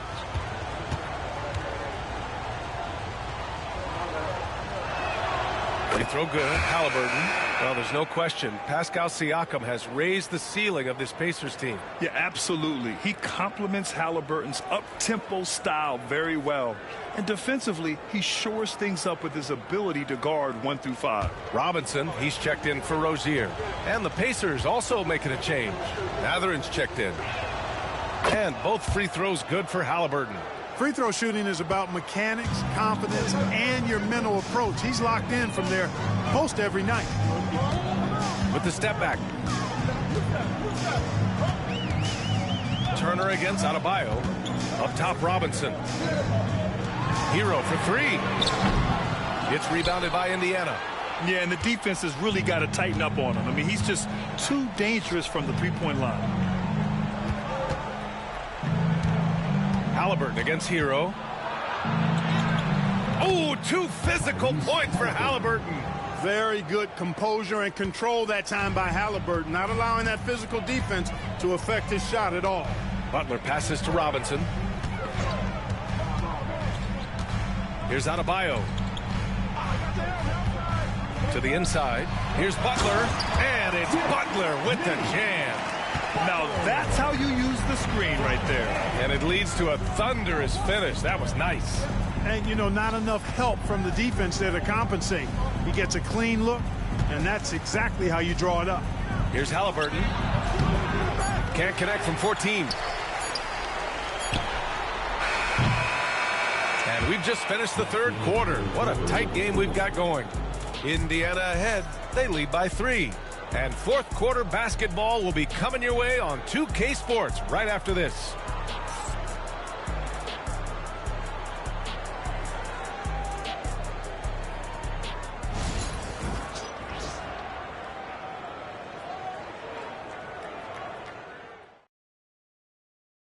And while we have a chance, let's go to our State Farm assist of the game.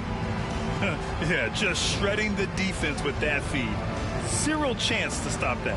Yeah, that's just a brilliant read of the defense. I mean, it was also excellent anticipation of the movement of his teammates before the pass. Just great harmony on all sides. We've reached the fourth quarter in what has been a very competitive game. Should be an exciting finish. And a look at the 5 for the Pacers to start the fourth quarter. Nesmith and Siakam are the forwards. Halliburton and Nembhard, the 1 and the 2. And it's Turner in at center. Here's Butler. The gritty finish from Butler there. You know, Butler is simply a winner. He knows exactly how to get himself going offensively. Halliburton outside. Pass to Nesmith. Turner in the high post. And he got the whistle on the way up. So he'll be headed to the line for a pair. And, you know, because Turner is such a good free throw shooter for his position, defenses really can't send him to the line too often. He'll make them pay.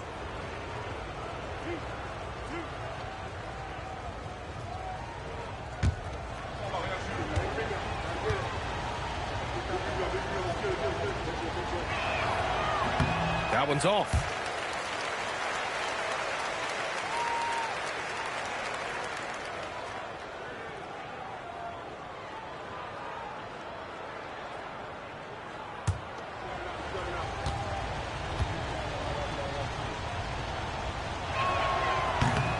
And he sinks the second. And at this point in the game, there can be a massive difference between a 2 and a 3-point advantage. Rozier, the pass to Jaquez. Butler on the wing. A chance there to take the lead, but a miss. Indiana leading. Pass to Halliburton. Turner with it. Now guarded by Rozier. Outside Nesmith. Shot is up. Unable to get that one. And so Hero will bring it up for the Miami Heat. They've only given up 1 point in the fourth. Butler with the bucket. Oh, in pressure moments, he's a guy you trust to make big shots. And it's Rick Carlisle calling timeout here. He wants to make sure they're purposeful with the game plan. On the court, in your it's t-shirt time.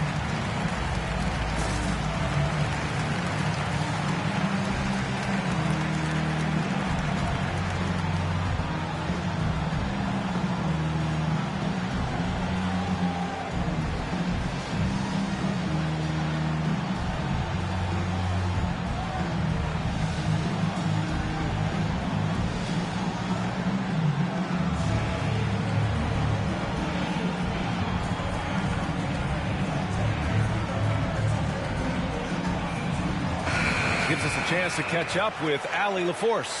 Hey guys, during that last break, I heard Rick Carlisle as he talked with the team. First and foremost, he wants to see more points in the break. He asked his team, where's the urgency? We know what we can do in transition. Now let's go out and do it. We'll see if they can pick up the tempo, guys. Okay, thanks, Allie. We've got 1:48 left in the game. He shoots. Halliburton, no good. The Heat with the lead. Butler passes to Jaquez. Good, and Butler gets the assist. Excellent pass from Butler right there. That's why he's considered a team leader. Here's Halliburton. The body control of Halliburton. Tough. What a big-time play by Tyrese Halliburton. Simply putting his team on his back. Now here's Hero. He's guarded by Nembhard. The shot off that time. For Indiana, they've gotten just one shot to fall out of 3 attempts in the fourth. Count that bucket.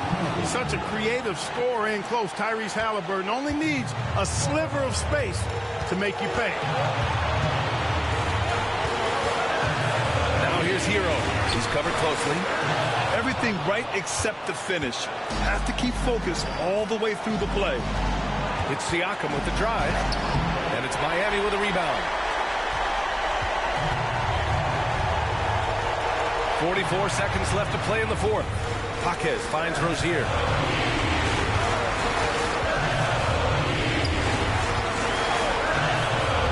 Inside. Here's Butler. Oh, Butler getting aggressive. Talk about stepping up in a big way. Well, that was 1-2. He wanted the ball. Nobody else was taking that shot. And it's Rick Carlisle calling timeout here.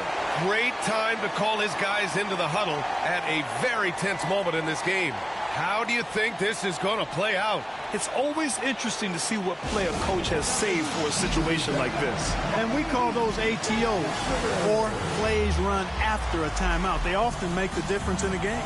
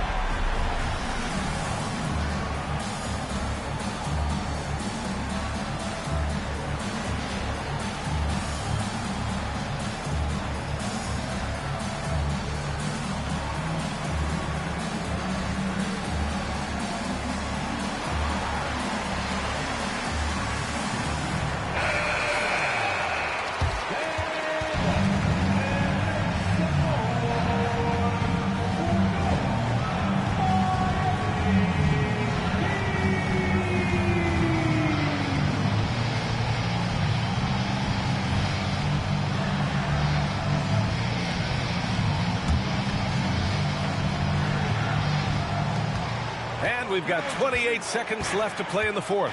Halliburton for 3. Adebayo grabs the board. Miami with the ball.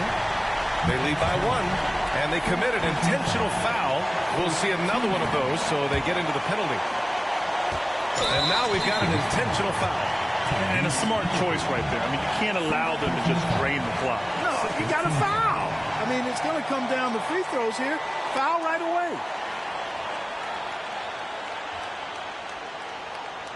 Shooting 2.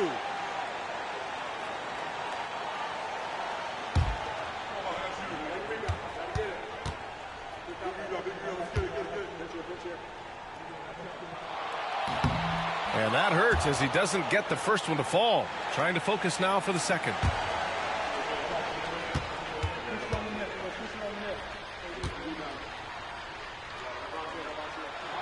That's good. Going 1 of 2 from the line. And that'll put him up 2. Here's Halliburton.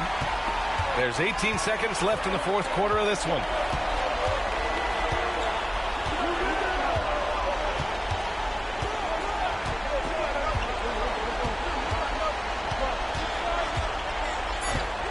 for three.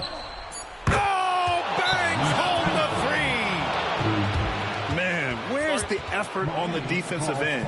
You gotta play harder than that. Yeah, you know, it's made for a fun game, but you're right. You're exactly right. I mean, the defense has been non-existent. And so it's Erik Spoelstra with the timeout here. The pressure is on, and he's got a plan to share with his guys. Obviously, not a lot of time to work with. What do you guys think we're going to see? One last chance to win it right here. It's got to be a catch and shoot off the inbounds play. They don't have time for a second pass.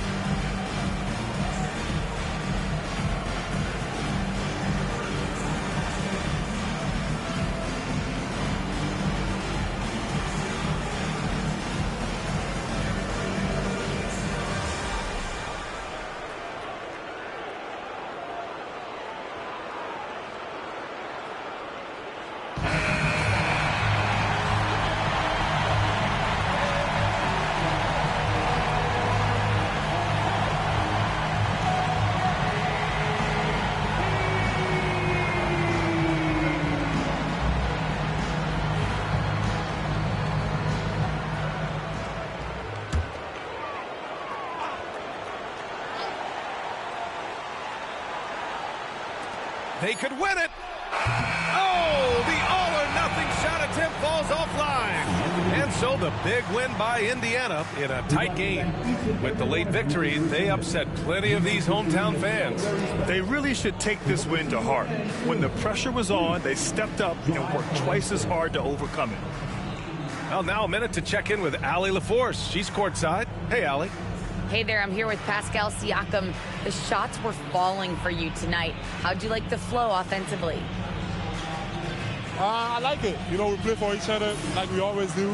Move the ball around, get the open shots. And today, they went in, so we got to continue to play. It's helpful when it goes in. Thanks so much, Pascal. Thanks, Allie. Great interview once again.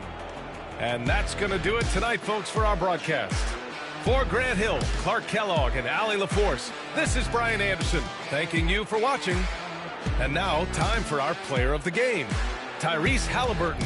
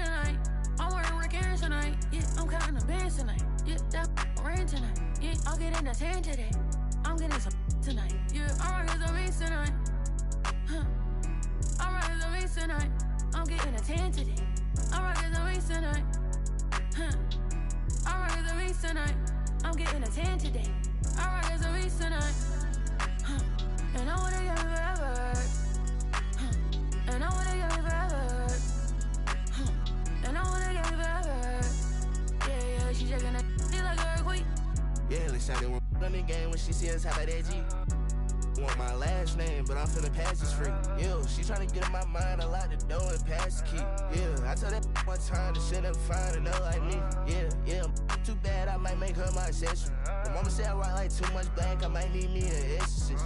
Let me shine forever. If it's time, I'm ready. I might turn on no edge. Think this heaven sent. Be the like me, she can never. Be a like you, I can never. I'm with the game forever. Getting fresh forever. Top floor, but we on the 5th level. Getting cash forever. Forever. And I wanna get me forever. And I wanna get me forever. And I wanna get me forever. Yeah, she shaking that. She like a earthquake. I know I never say never. But I couldn't be like you, I could never. He said he couldn't meet a like me, he could never. It's hard to say loyal to you when she looking at me in that way. Yo, be that like me, you can never. Yo, be a like me, you can never. Yo, be that like how I might never. Yeah, shot it right forever. Oh my God, this is so amazing. I am super happy.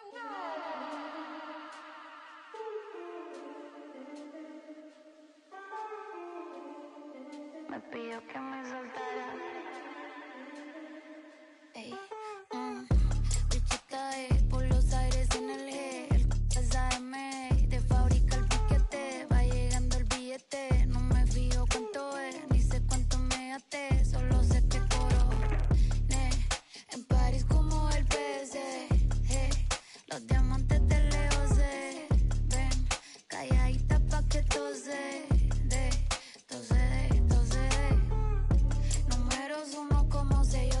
Pasaporte, cada canción que tiro es un éxito que rompe. El noviecito tuyo ayer se me puso a la orden. Me dijo que estoy rica, que no hay compe. Por el 305 vacilando en el Ferrari. Nos bajamos el live y activamos el party. Estamos legales, no paguen. No. Estamos legales, no paguen la. Bichota por los aires en el G. El SAM de fábrica el piquete. Va llegando el billete. No me fijo cuánto es, ni sé cuánto me gasté. Solo sé que coroné. En París como el PC. Los diamantes de lejos se ven. Calladita pa' que tose. Sabes que soy la para. La viejito me lo jala. Me dice que no lo mire, así que eso se le dispara. Me pidió que me soltara, que el me lo quitara.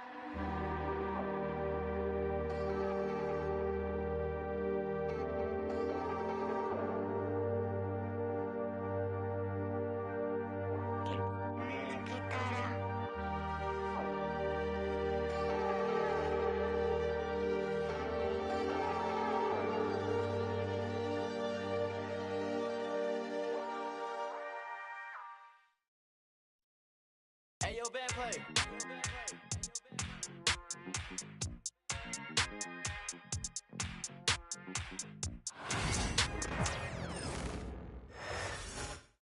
And going through warm-ups, trying to get into a little groove here before the tip-off.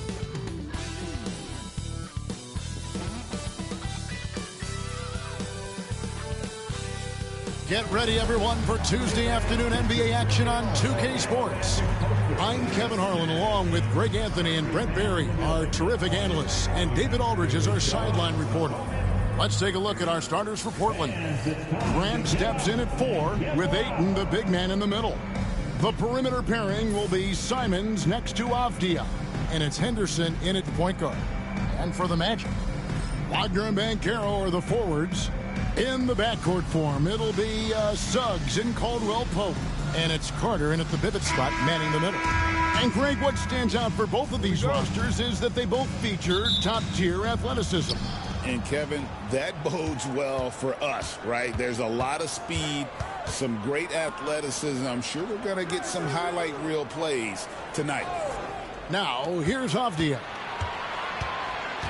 Henderson kicks to Avdia. Trains it from beyond the arc. Already a gifted passer, Henderson has solid vision for such a young player. Caldwell Pope on the wing. Banchero outside. And finished off by Banchero. And, you know, it's one thing to get the offensive rebound, but then how about the loud bucket he's able to convert? He was in perfect position under the hoop, Greg. You're right. Once he gets his hands on the miss. Now, here's Simons. Count it. He's a pretty high percentage shooter from there. Aiden's size and touch. It's a pretty tough combo to go against. And Greg, the way Orlando ended last season, that's really fueled their fire for this year. Yeah, I mean, a tough loss to Cleveland in Game 7 of the opening round. But it's hard to win in this league without first incurring some battle scars. Now, Simons. After Paolo Banchero misses from long range. Shoots the three. And there's Simons on the assist by Grant. Simons seeing green there, just letting that one rip. There's 1:26 left to play here in the first. Banchero passes to Caldwell Pope. 6 to shoot.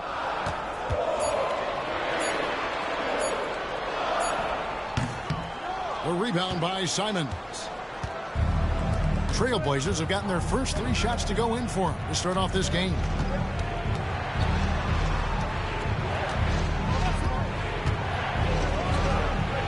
Comes up empty from 19 feet out.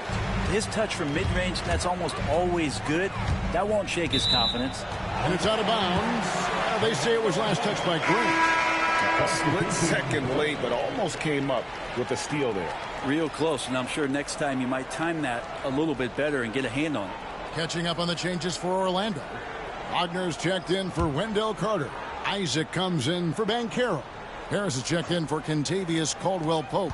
And Anthony subbed in for Suggs. Now, here's Wagner. Isaac with a screen for Wagner. Over Thibault. Pulled the shot a little up, but the bounce goes his way. And his presence as a scorer, it just has a calming effect for the rest of the team. He's a fallback option whenever they need one. Pass to Kamare. Here's Williams. And he comes up with the deuce. You know, when Williams gets positioned inside, he just looks to dominate physically, and then he shows you the skill set on top of it. Now, here's Wagner.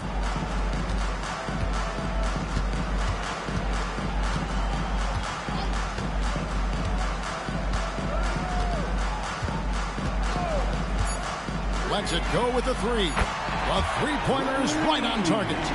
Wagner's got 5 points so far. You can't just stop when there's a pick set up. Gotta fight over it as a defender. That's one that the coaches will watch tomorrow with that player. You hate to see him give up in that situation. At the end of one, a closely contested game so far. Portland out in front, leading by 3. And the second quarter will be on the way when we come back.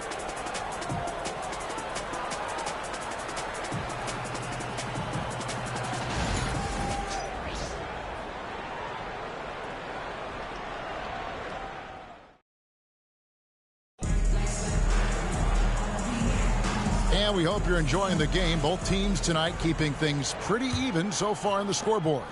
And taking a look at the Trailblazers' performance here, boys, what do you think they're doing or not doing? Well, they've been aggressive from the beginning, particularly on the offensive end. Well, if they wanted to start well, this would be it. They seized momentum right away, and they just didn't let it go in that quarter. They've got Wagner. Cole Anthony is out there with Harris. Then there's Jonathan Isaac. And it's Banchero in at the 3 spot. That's the group starting the second quarter for the Magic. Now, here's Simons. They set the pick. Pass to Kamare. Here's Sharp. And here now is Thibault. Outside, Simons. Tries again. It's hauled in by the Magic. And when you're a knockdown shooter like you were, with the kind of athleticism that Anthony Simons possesses, Brent, you're in rarefied air. Yeah, no doubt Anthony, one of those guys, really tough to stop. You got to pick your poison with him. That quickness and his ability to get to the rim, though, that can impact what they do offensively. Now Simons. After Paolo Banchero misses from long range. That's pretty much not how they want to defend the three-point line. Somebody's got to shadow him out there. Now, here's Wagner. Nothing on the board. Here's Banchero. And a miss there on the triple. And even without that three-ball dropping for him, the defense should have done more on that last play. Sharp. And then Sharp with the dunk. Plenty of flashiness to his game as Sharp can tie you up with his handle. And we're about 2 minutes into the second quarter. Anthony, the pass to Banchero. Another miss by Banchero. Portland leading by 6. Simons kicks to Williams. To the left side wing. Three-pointer, Simons. Rebounded by Anthony. Orlando's gone 0-3 from beyond the arc to start the second quarter. Wagner as screen on Simons. Another miss by Orlando. For Portland, they've gone 2 of 5 from the field here in the second quarter, shooting 40%. Here in the second quarter, we've played a little over 2.5 minutes now. And the three ball is good. And Anthony believing in himself that time, just zero hesitation on that jam. Banchero outside.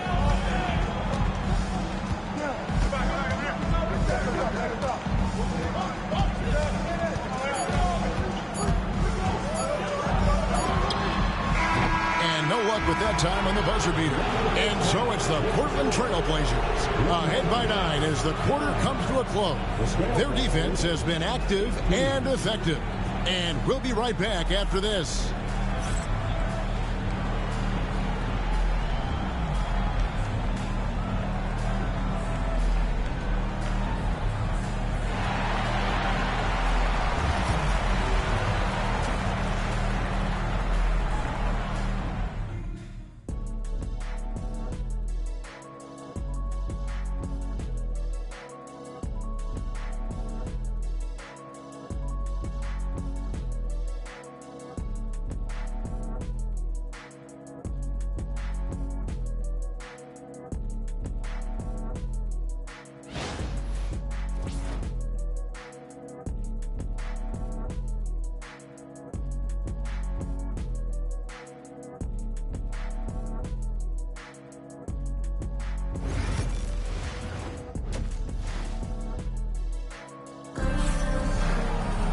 And if you're just joining us in this one, first half is in the books, 1 half to go. One of the stories here, Anthony Simons getting it done today. Well, we'll find out if they were able to find an answer for him over the break. He was scoring with ease in that first half. Yeah, just way too easy out there, and I'm sure coach is going to make that a priority at halftime. On the court for the Trailblazers, the forward spots will be Avdia and Grant. Henderson and Simons are their guards. And it's Ayton in at the center position.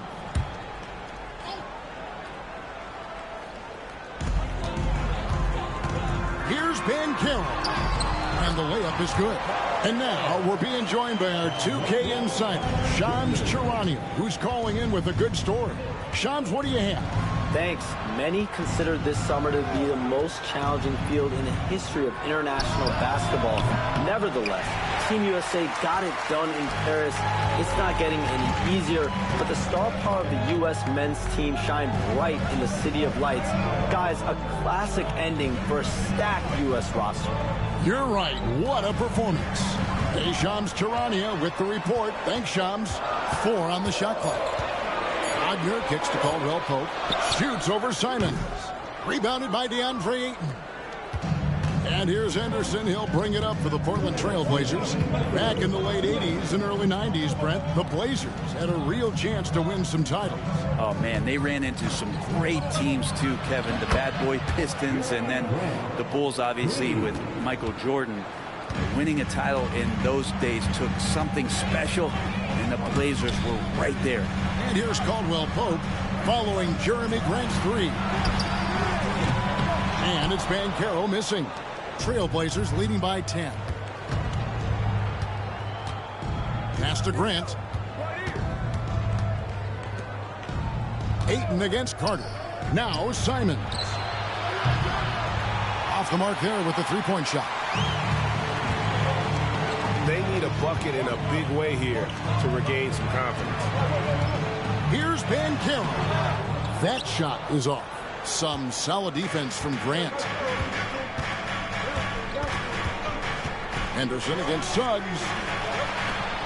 For the three. The shot, no good. Magic have gotten just one of their first 4 shots to fall since coming out of the locker room at the break. Wagner outside. Carter sets the pick for Wagner. No good with the triple. Portland's gone 1 of 4 in three-point shots here in the third. Here's Henderson. And the shot goes in. Henderson's got the lead up to 12 now for Portland. And Grant with a nice heads-up play, willing to make the next pass. Banchero outside. Pass to Wagner. Carter with a screen on Avdia. No coverage that time. Wagner's got it back down to a single-digit deficit for the Magic.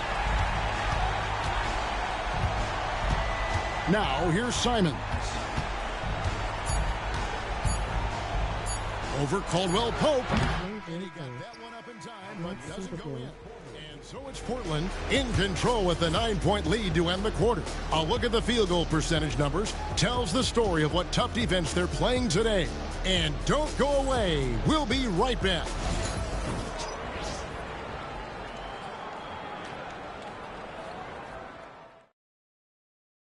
And a chance right now to show you our State Farm assist of the game.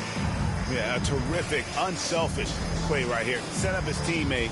And how about the setup this one? What an advantage if your off guard can make plays so valuable.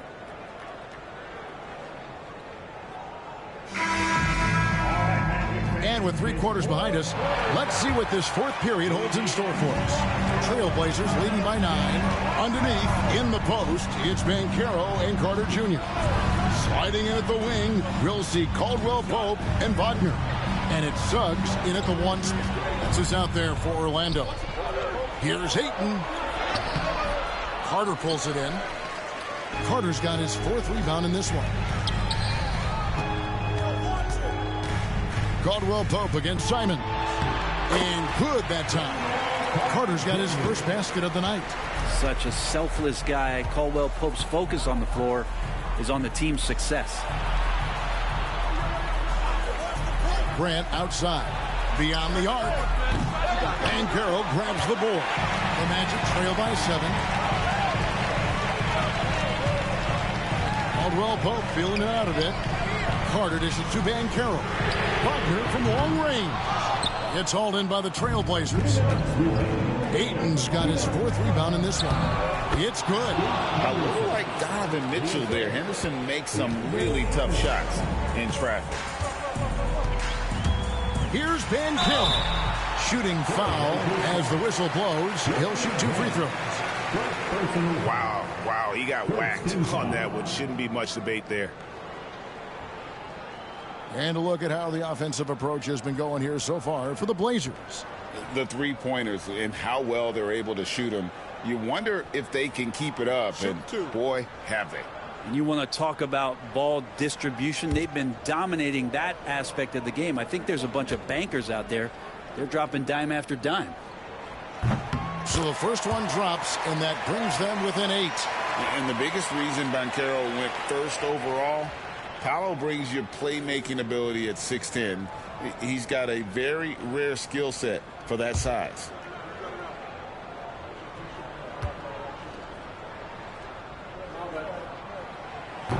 And the second free throw, no good. A tough break there. Not a perfect trip to the free throw line, but they'll take what they can get at this point. Grant finds Simons. Fires from deep. And it's Suggs with the rebound. Simons has got 3 of his 9 shots to fall. Drives to the hoop. And it's Suggs missing. Trailblazers leading by 8. Henderson passes to Ayton.